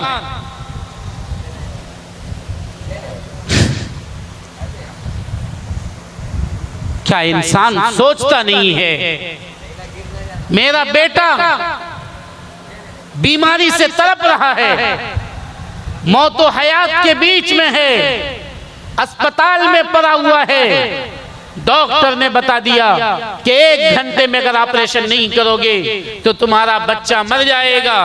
हमारी बीवी अस्पताल में है, दर्द हो रहा है, उसको विलादत होनी है, डॉक्टर ने ये कहा कि इसका ऑपरेशन होना है, 20,000 अगर जमा करोगे तो ऑपरेशन होगा, नहीं तो नहीं होगा। वो बीवी दर्द से तड़प रही है, रो रही है, चीखो पुकार, कभी कभी इतनी रोने की आवाज, ऐसी चीख और शोर हंगामा कि पहली मंजिल में चीखती है तो तीसरी मंजिल तक आवाज सुनाई देती है। वो शौहर अपनी गुर्बत और तंगदस्ती की हालत में किसी मालदार हजारों सेठ के पास हाथ आकर फैलाता है कि मेरी बीवी परेशान है। कोई इंसान आता है कहता मेरा बच्चा मर रहा है, अल्लाह के वास्ते रुपए दे दो। और ये संग दिल, ये पत्थर दिल मालदार जिसे अल्लाह ने माल दिया है, अपने बाप की दौलत नहीं थी, मेहनत से नहीं कमाया था, मेहनत से माल नहीं आता है, मेहनत अल्लाह के दिए हुए से माल आता है। किसी की मेहनत किसी को माल अगर दिलाती तो कुदाल चलाने वाला ज्यादा कमाता, और एसी में बैठकर कलम चलाने वाला वो कम कमाता। पैसा देने वाली जात अल्लाह की जात है। अगर पैसा किसी की मेहनत से होता तो 2 थ्री व्हीलर वाला दोनों शाम में बराबर कमाता। कोई 2000 कमाता है, कोई 500 कमाता है। पता ये चला कि पैसा अल्लाह देता है। जिस अल्लाह ने पैसा दिया था, कुरान ने ऐलान किया है मिम्मा रज़क़नाहुम, उन्हें माल हमने दिया है। वो इंसान अपने बच्चों को रोता हुआ देखकर, अपनी बीवी के चीखों पुकार को देखकर रोता हुआ उस मालदार के सामने आकर हाथ फैलाता है, कहता है कि अल्लाह के वास्ते मुझे पैसे दे दो। वो ये कहता है कि 100 रुपए में 10 रुपए सैकड़ा हम तुमसे पैसा लेंगे। ये पहले कहता है, पहले वादा करवाता है, फिर उसको पैसा देता है। बताओ वो कितना पत्थर दिल इंसान होगा। इसी को तो सूद कहते हैं। आदमी शौक से पैसा नहीं लेता है, मजबूरी में किसी के सामने जाकर हाथ फैलाता है। और मजबूरी का ये नाजायज फायदा कि अगर एक तो गुर्बत में वो पहले बेचारा मर रहा था, अब अगर आपने उसको 50,000 रुपए दे दिया, 1000 में अगर आप 100 रुपए ले रहे हैं माहाना, तो 50,000 में बताइए कितना हो गया? 5,000 रुपए महीना हो गया। वो बेचारा अभी तो उसके पास 2 रुपए नहीं था, 50,000 रुपए लिया। अब उसको 10 महीना, 25 महीना, 24 महीने के बाद पैसा होगा। अगर 20 महीने के बाद पैसा हुआ तो 50,000 आपका, 20 पंचे 100, 1 लाख रुपए अलग से 5,000 का, 1.5 लाख रुपए वो कहां से लाके देगा? 50,000 तो था नहीं उसके पास, और 2 साल तक पैसा नहीं दिया तो 1 लाख तो सूद का चढ़ गया। 5,000 रुपया महीना सूद चल रहा है, तो 20 पंचे 100, 20 महीने बाद दिया 1 लाख, वो 50,000, ये 1.5 लाख रुपए में बोलिए वो घर बेचेगा कि नहीं बेचेगा? आपने कहा बीवी ही मर रही थी ना, घर भी बेच दो। कितना पत्थर दिल इंसान है। बोलिए जिसने अल्लाह के बंदों को इस तरह किया, गरीब किसने बनाया था? अल्लाह ने। अल्लाह किसी को गरीब बनाता है, किसी को मालदार, ताकि वो गरीब आपका काम कर सके, मालदार उसको पैसा दे सके। अल्लाह ने जानबूझकर ऐसा किया है। अगर सब मालदार होता, सब सोनार होता, तो आपके घर में दरवाजा कौन लगाता? अगर सब मालदार होता, आपका लेटरिन कौन साफ करता? अल्लाह ने निजाम बनाया है, किसी को मालदार, किसी को गरीब, ताकि सबका काम चलता रहे। अल्लाह ने उन्हें मजबूर किया। आपने क्या किया? उसे तहत सरैया, जमीन के नीचे आपने डाल दिया। ये सूद है, ये सूद है। किसी की मजबूरी का नाजायज फायदा उठाना, गरीबों को मजीद गरीब कर देना, कमजोरों को मजीद कमजोर कर देना, यही सूद है। अल्लाह की लानत है सूद लेने वाले पर, अल्लाह की फिटकार है सूद लेने वाले पर। बताओ, तुमने पैसा दिया उसे 20,000 रुपए, अचानक तुम गिर जाओ, हार्ट अटैक हो जाए, डॉक्टर बता दे ऑपरेशन यहाँ नहीं मुंबई में होगा, मुंबई बताए यहाँ नहीं अमेरिका में होगा, 20 लाख तुम्हारा उसी वक्त खत्म हो जाए, अल्लाह खत्म कर दे, तो बताओ तुम्हारा क्या हाल होगा? तुमने आज दूसरे की गुर्बत का फायदा उठाया। न हंसना मना है, न हंसाना मना है, हंसकर किसी का दिल दुखाना मना है। दूसरों के दर्द का एहसास होता है किसे, दूसरों के दर्द का एहसास होता है किसे, हंस दिया करते हैं गुल शबनम का रोना देखकर। ए लोगों, हमने आपको ये कहा, बाप की बात न मानो तो बाप थप्पड़ लगाता है, अल्लाह अगर 70 माओं से ज्यादा मोहब्बत करने वाला नहीं होता, खुदा की कसम शराब के लिए उठने वाला हाथ उसी जगह शल हो जाता, उसमें पैरालाइज हो जाता, हाथ काम करना बंद कर देता। ज़िनाकारी के लिए उठने वाला पांव जमीन में धंस जाता और गाना सुनने वाला कान अचानक बहरा हो जाता। चोरी के लिए उठने वाला हाथ वो बेकार हो जाता। जुआ के लिए उठने वाले कदम वो बेकार हो जाते। अल्लाह चाहता तो तुम जिस वक्त में बैठे थे जुआ खेलने के लिए जमीन फटती और तुम सब नीचे धंस जाते, लेकिन अल्लाह 70 माओं से ज्यादा मोहब्बत करने वाला है। इसलिए तुम ये कहते हो कि हम तो मोहब्बत करते हैं लेकिन बात नहीं मानते, तब भी तुम्हें थप्पड़ नहीं मारता है। लेकिन याद रखना, आज ये थप्पड़ नहीं लग रही है, थप्पड़ लगेगी। जब थप्पड़ लगेगी तुम्हारे सामने खौलता हुआ पीप होगा, वो पीप तुम्हें पिलाया जाएगा। एक दहकती हुई आग होगी, उस दहकती आग में तुम्हें डाला जाएगा। वहां पर खून का दरिया होगा, खून की नहरें होंगी, सूद खाने वालों को खून के नहर में डाल दिया जाएगा। खून मुसलसल उसके मुंह तक आएगा और उसके मुंह में खून घुस रहा होगा। वो जैसे ही दरिया के किनारे पहुंचना चाहेगा, दरिया के किनारे पर एक बड़ा पत्थर लिए हुए फरिश्ता खड़ा होगा, वो मारेगा उसके सर पे। वो जहां से आया था वही पहुंच जाएगा। आज नहीं तो कल ये तो तुम्हें भुगतना है। इसलिए लोगों तय कीजिए कि हम अगर मोहम्मद रसूलुल्लाह सल्लल्लाहु अलैहि वसल्लम से मोहब्बत करते हैं तो उनकी बात मानेंगे।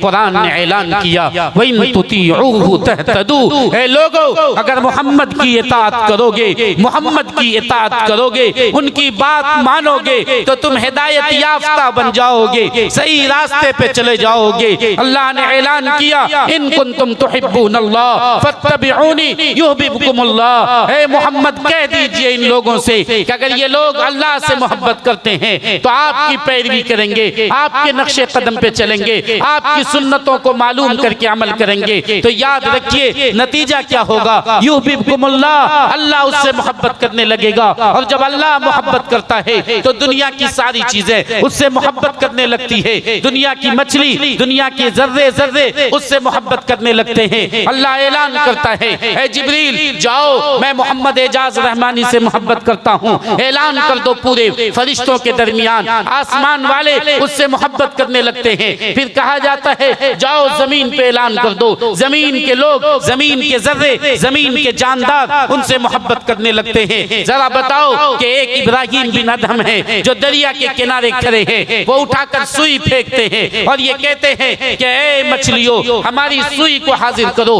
तमाम मछलियां अपने मुंह में सुई लेके आ जाती है। वो कहते नहीं नहीं, हमें वो सुई चाहिए जो सुई मैंने फेंकी है। कुछ देर के बाद एक बड़ी सी मछली एक सुई लेकर आती है। वो वही सुई थी जिसमें जंग लगी हुई थी जो उन्होंने दरिया में फेंका था। दरिया की मछलियां उनकी बात क्यों मानती है? इसलिए कि वो अल्लाह से मोहब्बत में, अल्लाह की मोहब्बत में तख्त को छोड़ देते हैं, सल्तनत को छोड़ देते हैं, बादशाह को पसे पुश डालते हैं, जंगल के अंदर जाकर अल्लाह की इबादत करते हैं। नतीजा ये होता है कि उनकी हुकूमत दरिया पे चलती है, दरिया की मछलियां तक उनकी बात मानती। लोगों तुम मोहम्मद सल्लल्लाहु अलैहि वसल्लम की बात मानोगे, मोहम्मद सल्लल्लाहु अलैहि वसल्लम की बात मानोगे, अल्लाह तुमसे मोहब्बत करेगा। और जब अल्लाह मोहब्बत करेगा दुनिया की हर चीज तुमसे मोहब्बत करने लगेगी। हम लोग बात मानेंगे इंशाअल्लाह। आपने क्या फरमाया था कि पानी मलने से मोहब्बत का हक अदा नहीं होगा, थूक मलने से मोहब्बत का हक अदा नहीं होगा, कम से कम 3 काम करना होगा। कौन लोग करेंगे 3 काम जरा बताइए तो, जरा हाथ उठाइए, हाथ उठाकर बताइए। वो पीछे कहाँ हाथ उठ रहा है? अल्हम्दुलिल्लाह। वो तीनों बात बता दें आप लोगों को। नंबर 1, फलयस्दुक हदीसहु इदा हद्दसा, जब भी बोले सच बोले, जब भी बोले सच बोले। बोलिए है ना मुश्किल काम? 100 झूठ रोज हम लोग बोल रहे हैं, नहीं बोल रहे हैं? बुखारी शरीफ की रिवायत है कि 3 बातें जिनमें पाई जाए, एक रिवायत में 4 बातें जिनमें पाई जाए, समझ जाओ वो मुनाफिक है। जुबान से कहता है मुसलमान, दिल से वो मुसलमान नहीं है। कैसे पहचानेंगे कि दिल से वो मुसलमान नहीं है? का उसमें 3 अलामत होगी, 3 पहचान होगी। नंबर 1, जब बोले तो झूठ बोले, जब बोले तो झूठ बोले, जब उसके पास अमानत रखी जाए तो खयानत करे। और भी फरमाया जब भी लड़ाई करे तो गाली दे।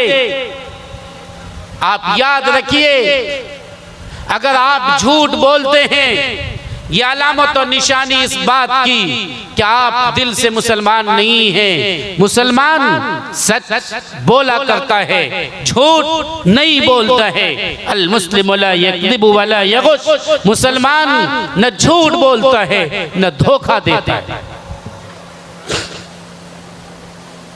एक मुसलमान आदमी झूठ बोले ये नहीं हो सकता। शेख अब्दुल कादिर जीलानी का बहुत मशहूर वाक़या है। उनकी माँ ने कह दिया था कि बेटा सच बोलना। डाकू ने पूछा तुम्हारे पास माल है? कहा जी माल है, यहाँ आस्तीन में मेरी अम्मी ने सिल कर रख दिया है चुपके से। कहा बेटा तुम इसको क्यों बताए? कहा मेरी माँ ने कहा था कि हमेशा सच बोलना। 40 दिरहम उस जमाने में बड़ी बात थी।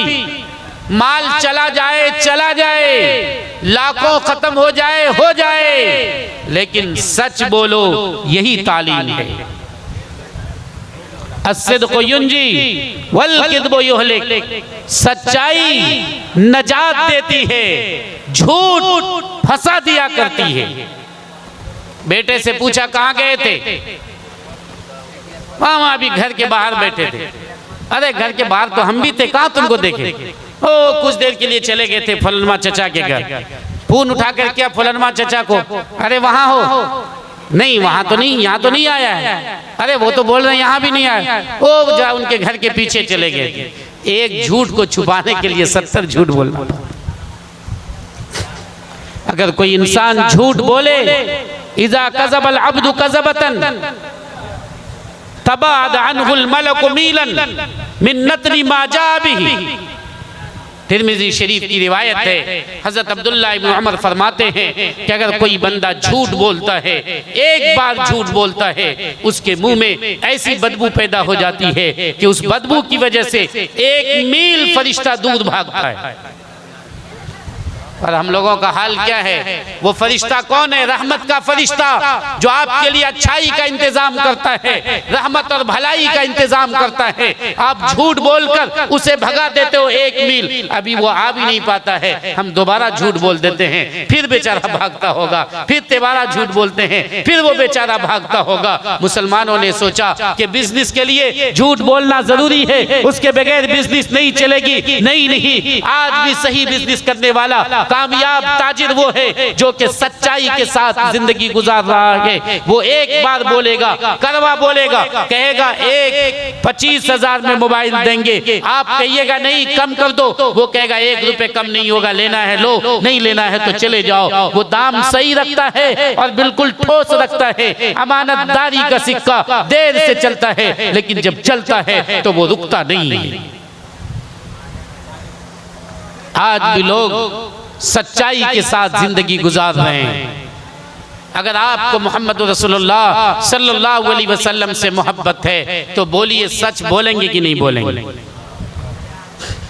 कौन लोग मोबाइल पर अभी भागलपुर में है, कहेंगे साहबगंज पहुंचने वाले हैं? बताइए, हाथ उठा के।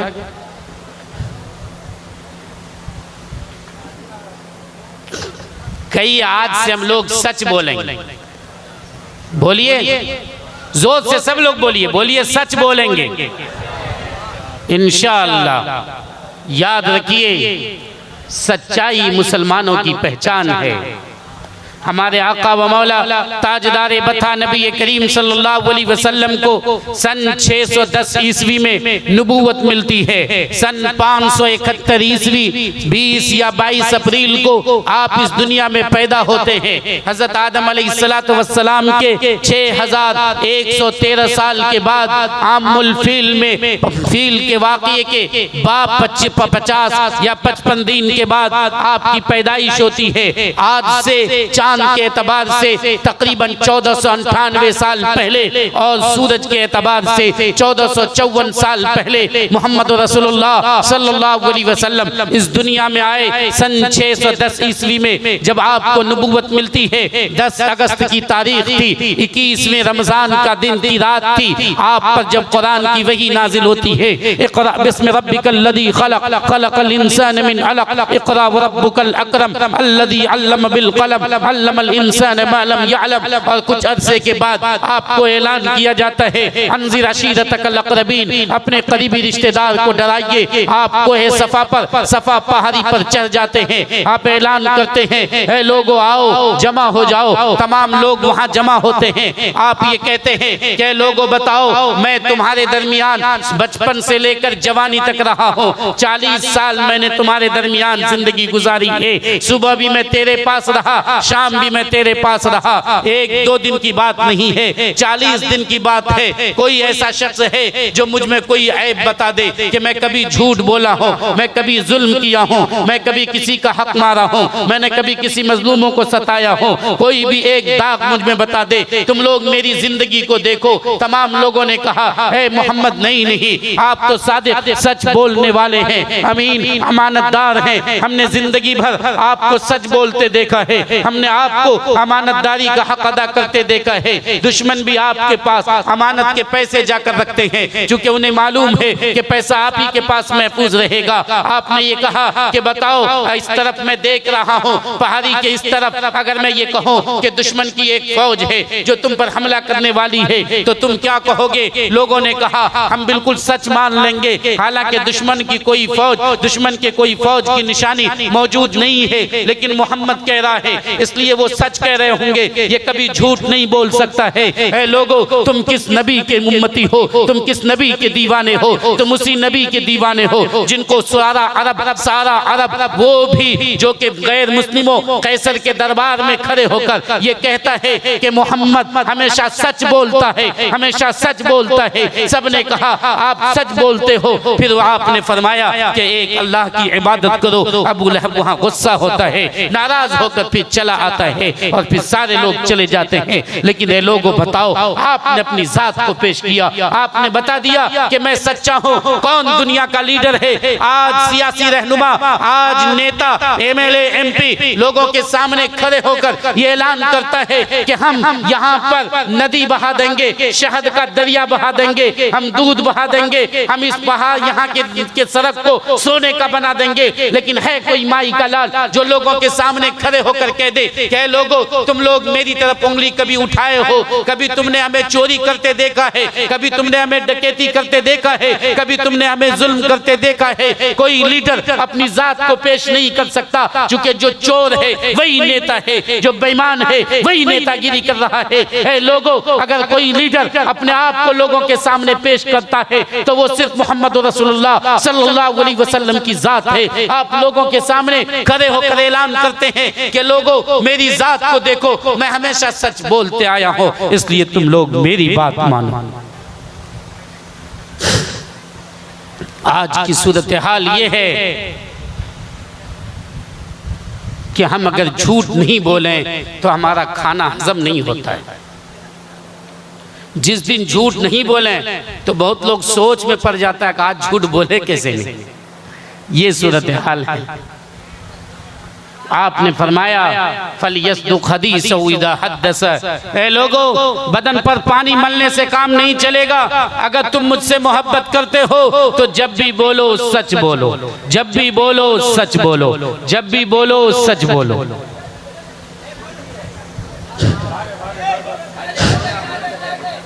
अरे घबराइए नहीं, एक बैल है यार।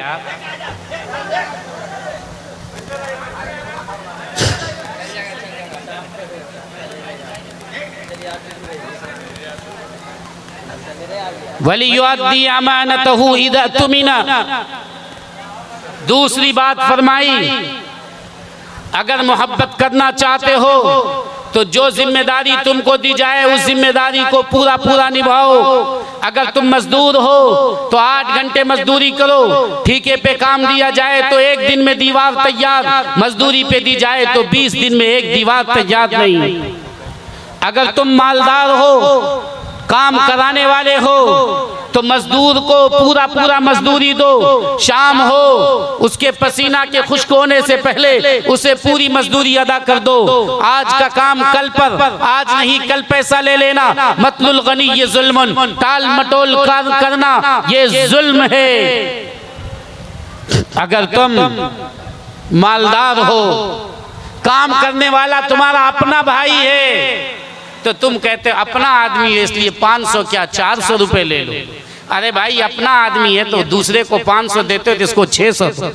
उधर से अपना है, उधर से घटा देगा, इधर से अपना नहीं है कि बढ़ा दो। सूरत हाल ये है, जिम्मेदारी पूरी निभाओ। तुम अगर बाप हो, जिम्मेदारी दी गई बेटे की, तो बेटे की जिम्मेदारी निभाओ।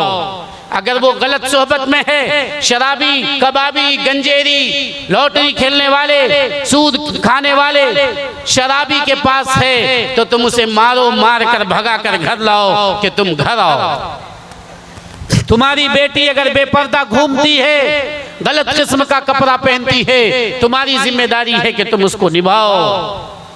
माँ बाप की जिम्मेदारी तुम्हारे सर डाली गई है। अगर वो बुढ़ापे को पहुंच जाए तो तुम बीवी की बात में आकर माँ बाप का खर्चा बंद न करो, माँ बाप को पिटाई न करो, माँ बाप को डांटो डपटो नहीं। उसने तुम्हें बचपन से पाला है, अपने गोद में रखकर पाला है। तुमने उसके गोद में पेशाब भी किया है, तुमने उसके गोद में गंदगी और पखाना भी किया है, तुमने अपनी माँ के खून को दूध की शक्ल में तुमने पिया है। इतना कमजोर कर दिया था कि उसके पास चलने की सकत नहीं थी। तुम्हारे पास कोई पैसा अमानत का रखे तो तुम उसकी जिम्मेदारी को निभा दो। अगर तुम ऐसा करते हो तो सच्ची मोहब्बत है, वरना झूठी है। सबसे आखिरी बात, वली युहसिन जिवार मन जावरहु। मोहब्बत अगर करते हो मोहम्मद रसूलुल्लाह से तो तीसरा काम ये करना है कि जो भी तुम्हारे पड़ोस में आए, थोड़ी देर के लिए आए या हमेशा के लिए, सफर में हो, थोड़ी देर के लिए एक आदमी आकर बैठ गया, तुम दबाए जा रहे हो, दबाए जा रहे हो, बेचारा बूढ़ा है और वो बूढ़ा बेचारा सटा जा रहा है। नहीं, वलियुहसिन जिवार मन जावरहु, जो तुम्हारा पड़ोस बने, पड़ोसी के साथ अच्छा हुस्न सुलूक करो। अगर तुम कहीं घर बनाए, तुम्हारे बगल में कोई गैर मुस्लिम भाई है तो उसके साथ भी हुस्न सुलूक करो। अगर कोई खाने की चीज बनाओ, चाहे गैर मुस्लिम भाई हो, अगर वो उस खाने को खाता है तो तुम वो खाना उसके यहाँ जरूर भेजो। अगर तुम्हारे बच्चे फल खा रहे हैं, आम अभी अभी मार्केट में आया 100 रुपए किलो है, तो तुम एक आम अगर बगल में भेज सकते हो तो भेजो। नहीं भेज सकते हो तो अपने बच्चे को घर में बैठा कर खिलाओ। तुम्हारा बच्चा आम लेकर बाहर निकलेगा, पड़ोसी का बच्चा देखकर तरसेगा, वो अपने बाप के पास जाकर रोएगा और उसका बाप के पास पैसा नहीं है, वो रिक्शा चलाता है, वो 100 रुपए किलो आम कहां से खरीद सकता है, उसका दिल रोएगा। वलियुहसिन जिवार मन जावरहु, जिसके भी पड़ोस में आओ तुम उसके साथ हुस्न सुलूक करो। आज हमारा पड़ोसी कौन है? हम घर अलग, अब्बा का घर अलग, हमारा पड़ोसी हमारा बाप है। आज हमारा पड़ोसी कौन है? हमारा भाई है। आप बताइए, आम गैर मुस्लिम भी अगर पड़ोसी बन जाए उसको सताना जायज नहीं है, तो बाप को सताना कैसे जायज होगा? भाई को सताना कैसे जायज होगा? मुसलमान को सताना कैसे जायज होगा? आपने फरमाया वल्लाहि ला युमिन, वल्लाहि ला युमिन, वल्लाहि ला युमिन, खुदा की कसम वो मोमिन नहीं, खुदा की कसम वो मोमिन नहीं, खुदा की कसम वो मोमिन नहीं। क़ील मन या रसूलल्लाह, पूछा गया कौन है अल्लाह के रसूल? आपने फरमाया जिसकी तकलीफ से उसका पड़ोसी महफूज न हो, जो पड़ोसी को सताए वो मुसलमान नहीं है। आपने फरमाया मन कान युमिनु बिल्लाहि वल यौमिल आखिर फलयुक्रिम ज़ैफ़ा व मन कान युमिनु बिल्लाहि वल यौमिल आखिर फलयुहसिन जीवार मन जावारा। जो अल्लाह और आखिरत के दिन पर ईमान रखता है वो अपने पड़ोसी के साथ अच्छाई का मामला करेगा। आप बताइए, मेरे पड़ोसी ये, अगर मैं इनके साथ अच्छाई करूं, इनका पड़ोसी वो तो ये उनके साथ अच्छाई करेंगे, उनका पड़ोसी वो तो वो उनके साथ अच्छाई करेंगे। पूरे गांव में मोहब्बत होगी कि नहीं होगी? बोली, कितनी शानदार बात। लेकिन आज घर घर में नफरत है, भाई भाई को देखकर चीर कर खा जाना चाहता है, सोचता है नहीं इसको खत्म कर दे। आज ऐसी नफरत बढ़ी हुई है कि अगर पता चल जाए हमारे पड़ोसी को कि मुफ्ती साहब मोटरसाइकिल खरीद रहे हैं तो वो पश्चिम मुंह खड़े होके कहेगा कि अल्लाह मुफ्ती साहब बर्बाद हो जाए।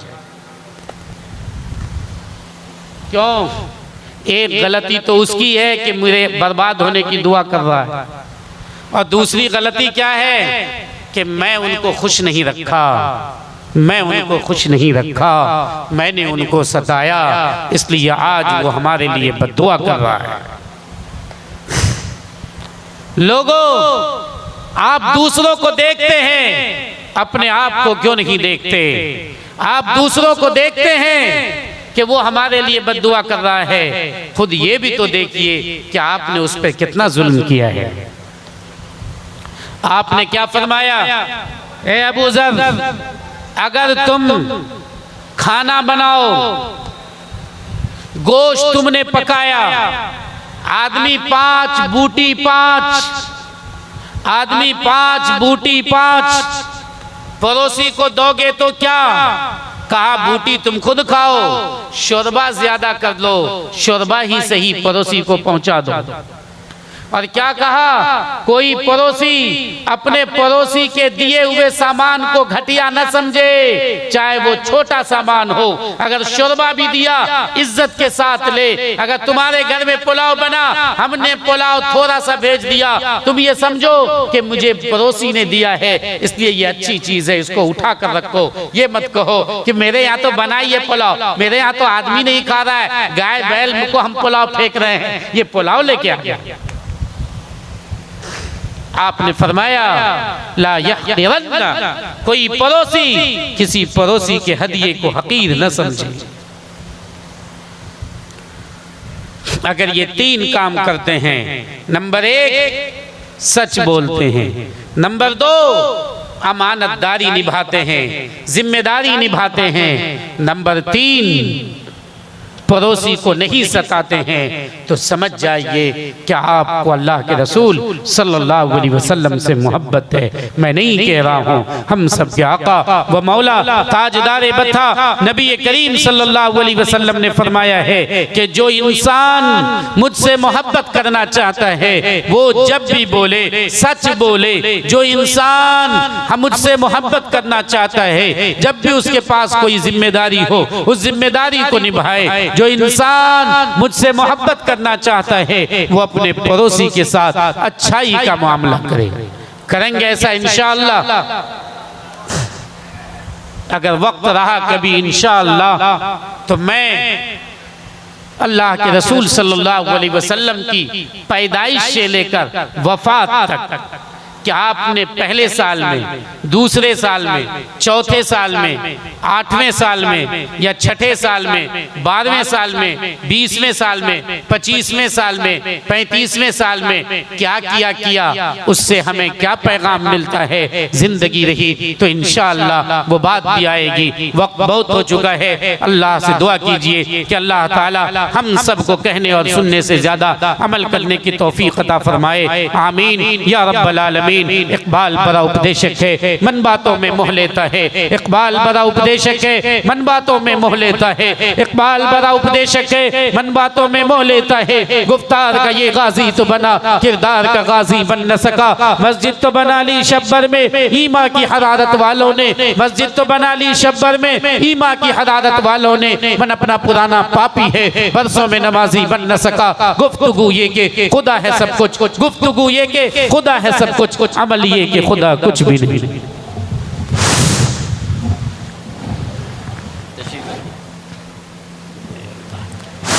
जज़ाकल्लाह। बड़ी मसरत हो रही है कि आप हजरात इतनी देर से बैठे हुए हैं और मुझे इत्मीनान है इस वजह कर कि आप हजरात मुझे इस तौर पर जान रहे हैं कि मैं जामिया रहमानी खानका मुंगेर का नुमाइंदा हूँ।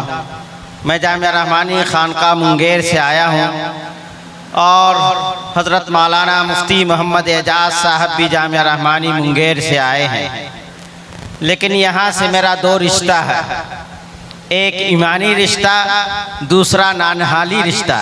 हमारी ननहाल यहाँ है, इसलिए मेरी भी जिम्मेदारी है कि आप लोगों को दीन की बातें पहुँचाते रहें। अल्हम्दुलिल्लाह कि मैं तकरीबन 10-12 साल से जामिया रहमानी की तरफ से रमज़ान मुबारक में यहाँ आता हूँ, मुखलिसीन से मिलता हूँ और उस मौके पर लोग जामिया रहमानी का ताउन ज़कात और सदक़ात की रकम से करते हैं। जामिया रहमानी क्या है, जामिया रहमानी में कैसी तालीम होती है, जामिया रहमानी में कैसे लोग पैदा होते हैं, उसका एक नमूना हज़रत मौलाना मुफ्ती मोहम्मद एजाज साहब की शक्ल में आप देख रहे हैं। लेकिन आप जान रहे हैं कि इस वक्त हिंदुस्तान की जो सबसे मुत्तहिदा मुत्तफ़िक़ा तंजीम All India Muslim Personal Law Board है, उसके सदर फ़क़ीहुल अस्र हज़रत मौलाना खालिद सैफुल्लाह रहमानी हैं। उनकी तालीम और तरबियत कहाँ हुई तो आप सुनेंगे जामिया रहमानी खानका मुंगेर में। वो वहीं के पढ़े हुए हैं, शुरू से आखिर तक उनकी तालीम वहीं हुई और आज all India Muslim Personal Law board के मनसबे सदारत पर जलवा अफरोज है। फिर आप इमारत शरिया फुलवारी शरीफ पटना की तरफ निगाह डालेंगे तो कोई पूछेगा कि इमारत शरिया का नाजिम कहाँ पढ़ा है तो लोग बताएंगे जामिया रहमानी खानका मुंगेर में। आप पूछेंगे क्या वहाँ का सदर मुफ्ती कहाँ का पढ़ा हुआ है तो आपको मालूम होगा जामिया रहमानी मुंगेर। आप पूछेंगे कि वहाँ के चीफ काजी कहाँ के पढ़े हुए हैं तो मालूम होगा जामिया रहमानी मुंगेर। जब जामिया रहमानी खानका मुंगेर ऐसे अफराद को तैयार कर रहा है तो आपकी भी तो कोई जिम्मेदारी है। आपकी जिम्मेदारी है या नहीं सदर साहब बोलिए? सिर्फ जलसा कराने की है कि उस इदारे की भी जिम्मेदारी है कुछ आप लोगों पर? जिम्मेदारी अगर है तो जिम्मेदारी को पूरी जिम्मेदारी के साथ अदा कीजिए। और रमज़ान मुबारक में आप लोग ज़कात सदक़ात अतियात की रकम देते हैं, ज़्यादातर ज़कात की रकम देते हैं। मिजाज अपना बनाइए कि अतियात की रकम से इस इदारे की किफ़ालत करें। अतियात की रकम वो है जो आप रोज़ाना घर में खाते हैं, अपने बच्चों के लिए पसंद करते हैं, ऐसी रकम दीजिए। और ये तय कीजिए कि हम लोग हर घर से कम अज कम जामिया रहमानी के एक तालिब इल्म के खाने का एक दिन का खर्चा देंगे रमज़ान के अलावा 20 साल में। ये इरादा आप लोग करेंगे? कुछ है दिल में जगह है? आप ये तय कीजिए कि जिस तरह हम अपने बेटे को, बेटी को, पोता और नाती और पोती को खिलाते हैं रोज़ाना, जामिया रहमानी के तालिब इल्म के लिए भी हम एक दिन के खाने की रकम अपनी तरफ से भेजेंगे। एक तालिब इल्म की, मैं 1000 तालिब इल्म की बात नहीं कर रहा हूँ, एक तालिब इल्म की बात कर रहा हूँ। और कम अज कम ये तय कीजिए कि 100 रुपये तीनों वक्त के खाने का खर्चा 100 रुपये हम देंगे। और आप सोचेंगे आप कैसे लीजिएगा, हैं? तो साहिबगंज और मुंगेर दोनों का रिश्ता मेरे साथ जुड़ा हुआ है, ना हम इसको छोड़ सकते हैं ना उसको छोड़ सकते हैं, इसलिए कि हम छोड़ने वाले नहीं हैं। अगर आप लोग देना चाहते हैं तो अभी 2 दिन मेरा क़याम यहाँ है। मुफ्ती साहब तो अभी तशरीफ़ ले जाएंगे, कल भी मैं यहीं हूँ और परसों भी मैं यहीं हूँ, यानी सोमवार और मंगल को। मैं मंगल के दिन इशा की नमाज इंशाअल्लाह इसी मस्जिद में पढ़ूंगा। इसलिए आप लोग अपने घरों में अपनी ख़वातीन से भी कहिएगा कि एक हाफिज़ कुरान के एक दिन के खाने का खर्चा, एक आलिम दीन के एक दिन के खाने का खर्चा अपनी तरफ से दो। और सब लोग जिस तरह भी जलसे में हैं वैसे इशा की नमाज में भी आइएगा और रकम साथ में लेके आइएगा, ताकि ये रकम जामे रहमानी जाएगी और आप लोगों के लिए वहाँ के हुफ़्फ़ाज़, उलमा, असातिज़ा दुआ करेंगे। ठीक है, इंशाअल्लाह वक्त चूँकि हो गया है और एडमिनिस्ट्रेशन की तरफ से इतनी ही इजाज़त थी, इसलिए मैं मुफ्ती साहब से दरख्वास्त करता हूँ कि मुफ्ती साहब इस महल्ले के तमाम लोगों के लिए दुआ करें कि अल्लाह ताला यहाँ हर तरह के शर और फितनों से यहाँ के लोगों को महफूज रखे, और यहाँ जो लोग मरीज़ हैं अल्लाह ताला उन्हें शिफा दे। जो लोग यहाँ मुख्तलिफ़ किस्म की दुश्वारियों में मुब्तला है अल्लाह ताला उनकी दुश्वारियों को ख़त्म करे। और इसलिए भी जलसा वक्त पर ख़त्म हो रहा है ताकि लोग फजर की नमाज़ पढ़ सकें। अगर 2:30 बजे 3 बजे तक जलसा कीजिएगा तो मालूम हुआ कि अभी आपके पड़ोस के महल्ले में जलसा हुआ था 2 रोज़ पहले, और उस मस्जिद में 6 आदमी नमाज में थे फजर की नमाज में, तो सबका अजाब किसको होगा? जो लोग जलसा करा रहे उनको होगा कि उनकी वजह से सब लोग सो गए, फजर की नमाज में नहीं आए। इसलिए हजरत अमीर शरीयत मौलाना अहमद वली फैसल रहमानी साहब मद्दजिल्लहु हमेशा ये नसीहत करते हैं और इसका पाबंद हम लोगों को बनाए हुए हैं कि जलसा ज़्यादा देर तक ना हो और ऐसे वक्त में जलसा ख़त्म हो जाए कि लोग एक नींद सो लें और फजर की नमाज पढ़ लें। सदर साहब कुछ कह रहे हैं क्या? अच्छा भाई, मुख्तसर सी नात पढ़ दीजिए 2-3 मिसरा, ताकि जो लोग सोए हुए हैं दुआ के लिए जाग जाए। और हजरत मौलाना मुफ्ती एजाज साहब सबों के लिए दुआ करेंगे। और याद रखिएगा कि परसों इशा की नमाज में हम इस मस्जिद में रहेंगे, इसलिए जो सदर साहब हैं उनकी भी जिम्मेदारी है।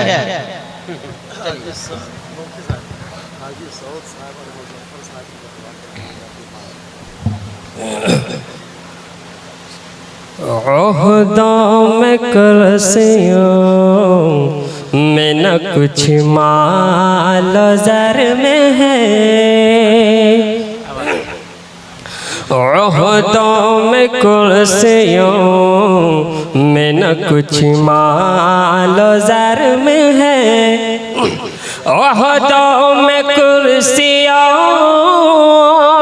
में न कुछ माल ज़र में है, ओहदों में कुर्सियों में न कुछ माल ज़र में है।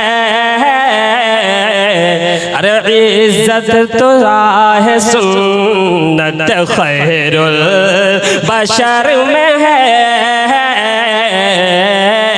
इज़्ज़त तो राह सुन्नत खैरुल बशर में है, ओहदों में कुर्सियों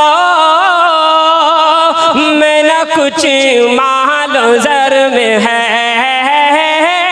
ओहदों में कुर्सियों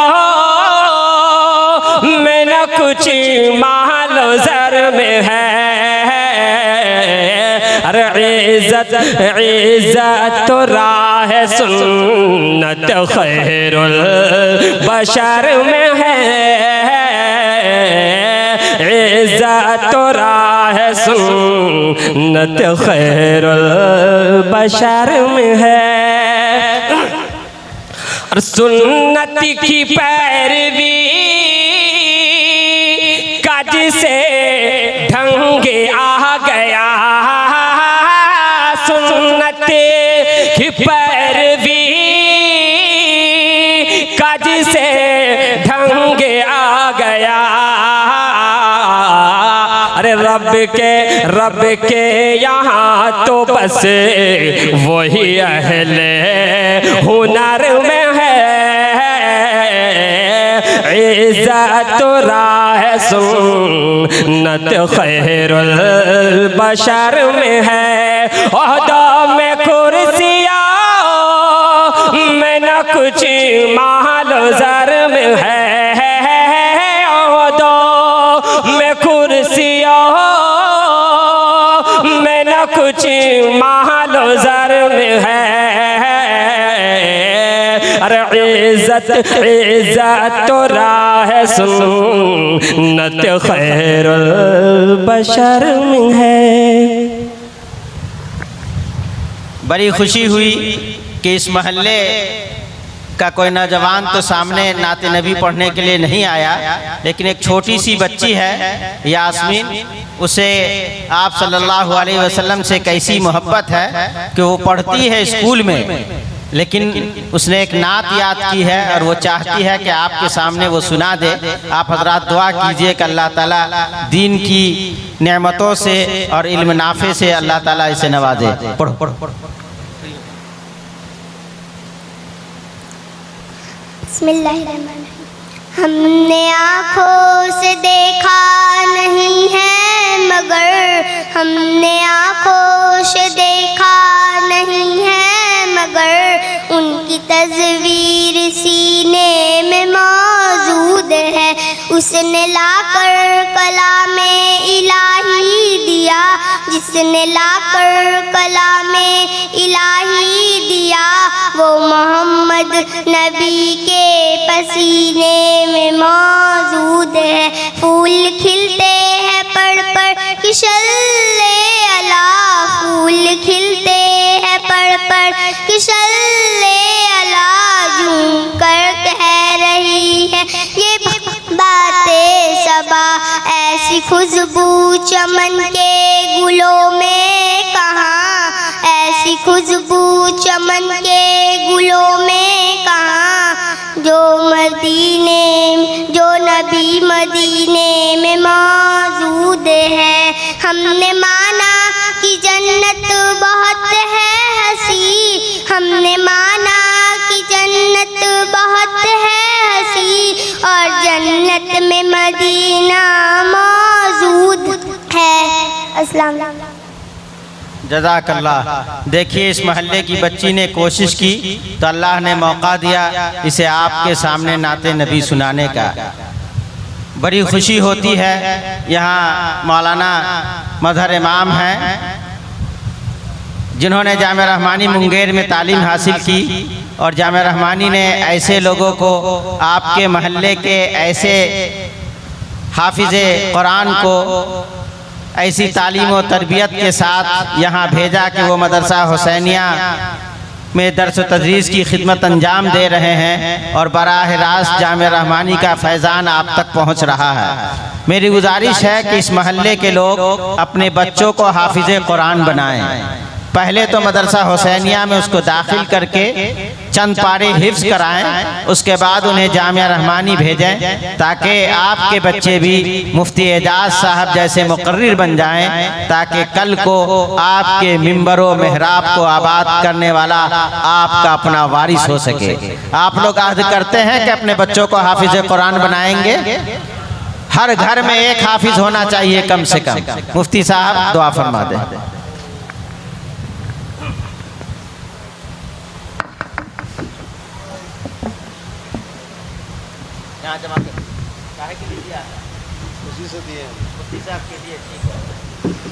अल्लाहुम्मा अंतस्सलाम व मिनकस्सलाम तबारक रब्बना या जल जलाली वल इकराम। रब्बना वला तुहम्मिलना मा ला ताक़त लना बिहि वाफ़ु अन्ना वग़फ़िर लना वरहमना अंत मौलाना फंसुरना अलल क़ौमिल काफ़िरीन।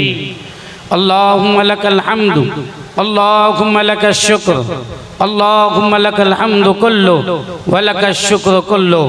ए अल्लाह, हम सब गुनाहगार हैं, खताकार हैं। ए अल्लाह, हमारे गुनाहों को माफ़ फरमा। ए अल्लाह, हमारे ख़ताओं को माफ़ फरमा।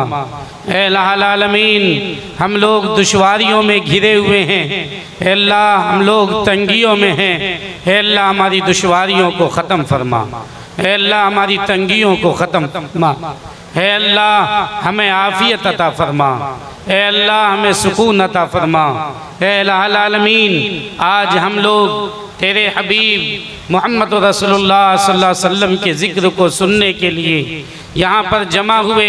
ए आलमीन, हमारे सुनने को कबूल फरमा। ए अल्लाह, हमारे सुनाने को कबूल फरमा। ए आलमीन, जिन लोगों ने सुनाने का इंतज़ाम किया, ए अल्लाह, उन्होंने पैसे से इस जलसे में मदद की हो या अपनी मेहनत से या अपने वक्त से, ए अल्लाह, जिन्होंने पैसा लगाया हो या पैसा लगाएंगे, ए अल्लाह, जिन लोगों ने जलसे की चीज़ों में पैसा खर्च किया हो या उलमाए कराम पे खर्च किया हो या उलमाए कराम पे खर्च करेंगे, ए आलमीन, तूने अपनी तरफ से बेहतरीन बदला इनायत फरमा। तूने अपनी तरफ से बेहतरीन बदला इनायत फरमा। ए आलमीन, गैब से उसके लिए कई गुना ज़्यादती का इंतज़ाम फरमा दे, कई गुना ज़्यादती का इंतज़ाम फरमा दे। ए आलमीन, हमारे मुल्क में लोग परेशान हैं। ए अल्लाह, पंजाब के इलाके में लोग सैलाब के शिकार हो चुके। ए अल्लाह, लोगों की जान और माल का नुकसान हो रहा है। ए अल्लाह, लोगों के घर पानी में बह रहे हैं। ए अल्लाह, लोगों की जानें बह रही हैं। ए आलमीन, खुद बिहार की बहुत सी जगहों पर ए अल्लाह सैलाब आ गया है। ए अल्लाह, लोग बेघर हो गए हैं। ए अल्लाह, लोग सड़कों पे आ गए हैं। ए आलमीन, तमाम लोगों की मदद फरमा। अल्लाह, तमाम लोगों की मदद फरमा। अल्लाह, तमाम लोगों की किफ़ालत फरमा। तमाम लोगों की किफ़ालत फरमा। ए आलमीन, हम में से जो लोग भी परेशान हैं, उनकी परेशानी को ख़त्म फरमा। अल्लाह, पूरी दुनिया में कई जगह मुसलमानों को हरासा किया जा रहा है, परेशान किया जा रहा है। अल्लाह, नस्ल कुशी का खेल हो रहा है। ए आलमीन, मुट्ठी भर मुसलमान हैं। हे अल्लाह, गंदे सही लेकिन तेरे बंदे हैं। हे अल्लाह, गंदे सही लेकिन तेरे बंदे हैं। हे अल्लाह, टूटे सही लेकिन तेरे नाम लेवा हैं। हे अल्लाह, टूटे सही लेकिन तेरे नाम लेवा हैं। हे आलमीन, तमाम मुसलमानों की हिफाजत फरमा। तमाम मुसलमानों की हिफाजत फरमा। तमाम मुसलमानों की हिफाजत फरमा। अल्लाह, तमाम मुसलमानों की हिफाजत फरमा। ए आलमीन, इस मोहल्ले में जितने लोग भी हैं, ए अल्लाह, तमाम लोगों के लिए आसानियाँ मुक़द्दर फरमा। तमाम लोगों के लिए आसानियाँ मुक़द्दर फरमा। इस पूरे मोहल्ले में खैर नाजिल फरमा, सुकून नाजिल फरमा, आफ़ियत नाजिल फरमा। लोगों की परेशानियों को ख़त्म फरमा। हर घर को सुकून का घर बना दे। अल्लाह, यहाँ जितने लोग बैठे हैं, उनमें जो लोग बीमार हैं, उनकी बीमारियों को ख़त्म फरमा। अगर बच्चे बीमार हैं, अल्लाह, उनके बच्चों को सेहत अता फरमा। वालिदैन बीमार हैं, उनके वालिदैन को सेहत अता फरमा। हे अल्लाह, दो शख्स के लिए अभी दुआ करने के लिए कहा गया। अल्लाह, वो दोनों भी बीमार हैं। हे अल्लाह, उन्हें भी शिफा अता फरमा। अल्लाह, उन्हें भी शिफा अता फरमा। अल्लाह, हम सबको बीमारी से महफूज फरमा। हम सबको बीमारी से महफूज फरमा। अल्लाह, हम में से बहुत से लोग यहाँ मजलिस में बैठे हैं लेकिन बीमार हैं। अल्लाह, इनकी बीमारी को ख़त्म फरमा। अल्लाह, इनकी बीमारी को ख़त्म फरमा। अल्लाह, इस मुल्क में अमन अमान पैदा फरमा। अल्लाह, इस मुल्क में अमन अमान पैदा फरमा। आलमीन, औक़ाफ़ की हिफाजत फरमा। औक़ाफ़ की हिफाजत फरमा। मदारिस की हिफाजत फरमा। मसाजिद की हिफाजत फरमा। ए अल्लाह, हम सब के अमीर शरीयत मुफ़क्किर मिल्लत हज़रत सैयद मौलाना अहमद वली फैसल रहमानी दामत बरकातुहुम की सेहत को, हे अल्लाह, सेहत व तंदुरुस्ती अता फरमा। हे अल्लाह, उन्हें सेहत व तंदुरुस्ती अता फरमा। हे अल्लाह, उनके साए को आम फरमा। हे अल्लाह, उनके साए को आम फरमा। हे अल्लाह, उनके फैज़ को ताम फरमा। हे अल्लाह, उनके फैज़ को ताम फरमा। हे अल्लाह, खानका रहमानी और इस जैसे चलने वाले तमाम इदारों का, हे अल्लाह, तू कफ़ील बन जा। अल्लाह तू कफील बन जा। इलाहुल आलमीन हम लोग यहाँ वहाँ रात ब्याद सफ़र करते रहते हैं, अल्लाह तू हम सब की हिफाजत फरमा, हम सबको सेहत अता फरमा। अल्लाह हमने जो कहा अल्लाह खुद मुझे उस पर अमल करने की तौफीक अता फरमा। अल्लाह फिर सुनने वाले हर एक को अल्लाह उस पर अमल करने की तौफीक अता फरमा। अल्लाह हमारी माँ और बहनों ने सुना, अल्लाह उनकी अल्लाह से मोहब्बत को जिंदा फरमा, अल्लाह उनको साबिरा बना, अल्लाह उनको शाकिरा बना। इलाहुल आलमीन जितने लोग यहाँ बैठे हैं, उनके जितने रिश्तेदार हैं, जितने मरहूमीन हैं, अल्लाह हर एक की तमाम ज़रूरतों को पूरा फरमा, तमाम ज़रूरतों को पूरा फरमा। अल्लाह हमने जो मांगा वो भी इनायत फरमा, जो मांगने से रह गया वो भी इनायत फरमा। अल्लाह तुझे तेरे हबीब का वास्ता है, तेरे लाडले नबी का वास्ता है, अल्लाह यहाँ बैठे छोटे बच्चों का वास्ता है, अल्लाह बूढ़े लोगों की सफ़ेद दाढ़ी का वास्ता है। हमारी पूरी ज़िंदगी की दुआओं को कबूल फरमा, हमारी पूरी ज़िंदगी की दुआओं को कबूल फरमा। अल्लाह हमारी अम्मा को सेहत दे, अल्लाह हमारी अम्मा को सेहत दे, अल्लाह हमारी अम्मा को सेहत दे, अल्लाह हमारे अब्बा को तंदुरुस्ती दे, अल्लाह हमारे अब्बा को तंदुरुस्ती दे, अल्लाह हमारे वालिदैन पे रहम फरमा, अल्लाह हमारे वालिदैन पे रहम फरमा, अल्लाह हमारे भाइयों की हिफाजत फरमा, अल्लाह हमारे भाइयों और रिश्तेदारों की मदद फरमा, अल्लाह हमारे भाइयों हमारे रिश्तेदारों की मदद फरमा। अल्लाह हमारी बीवियों को साबिरा बना दे, अल्लाह हमारी बीवियों को शाकिरा बना दे, अल्लाह हमारे बच्चों को अल्लाह हमारे लिए आंखों की ठंडक बना दे, हमारे लिए आंखों की ठंडक बना दे, अल्लाह उन्हें रोशन सितारा बना दे, अल्लाह मुस्तकबिल का मीनारा बना दे, अल्लाह उन्हें रोशन सितारा बना दे, मुस्तकबिल का मीनारा बना दे। इलाहुल आलमीन हमारी जितनी ज़रूरतें हैं तमाम ज़रूरतों को पूरा फरमा दे। अल्लाह अंबिया ने, नबी करीम सल्लल्लाहु अलैहि वसल्लम ने, औलिया ने, सहाबा कराम रिज़वानुल्लाहि अलैहिम अजमईन ने जितनी भी भलाई की दुआ मांगी है तमाम भलाइयाँ हमें इनायत फरमा दे, तमाम भलाइयाँ हमें इनायत फरमा दे। उन लोगों ने जिन बुराइयों से पनाह मांगी है उन बुराइयों से हमारी हिफाजत फरमा। अल्लाहुम्मा इन्ना नसअलुकल अफ़्व वल आफ़िया फ़िद दुनिया वल आख़िरह, अल्लाहुम्मा फ़क़्क़िहना फ़िद्दीन व अल्लिमना अत्तावील व हब्बिबना इलन्नास। सुब्हान रब्बिका रब्बिल इज़्ज़ति अम्मा यसिफ़ून व सलामुन अलल मुरसलीन वल्हम्दुलिल्लाहि रब्बिल आलमीन।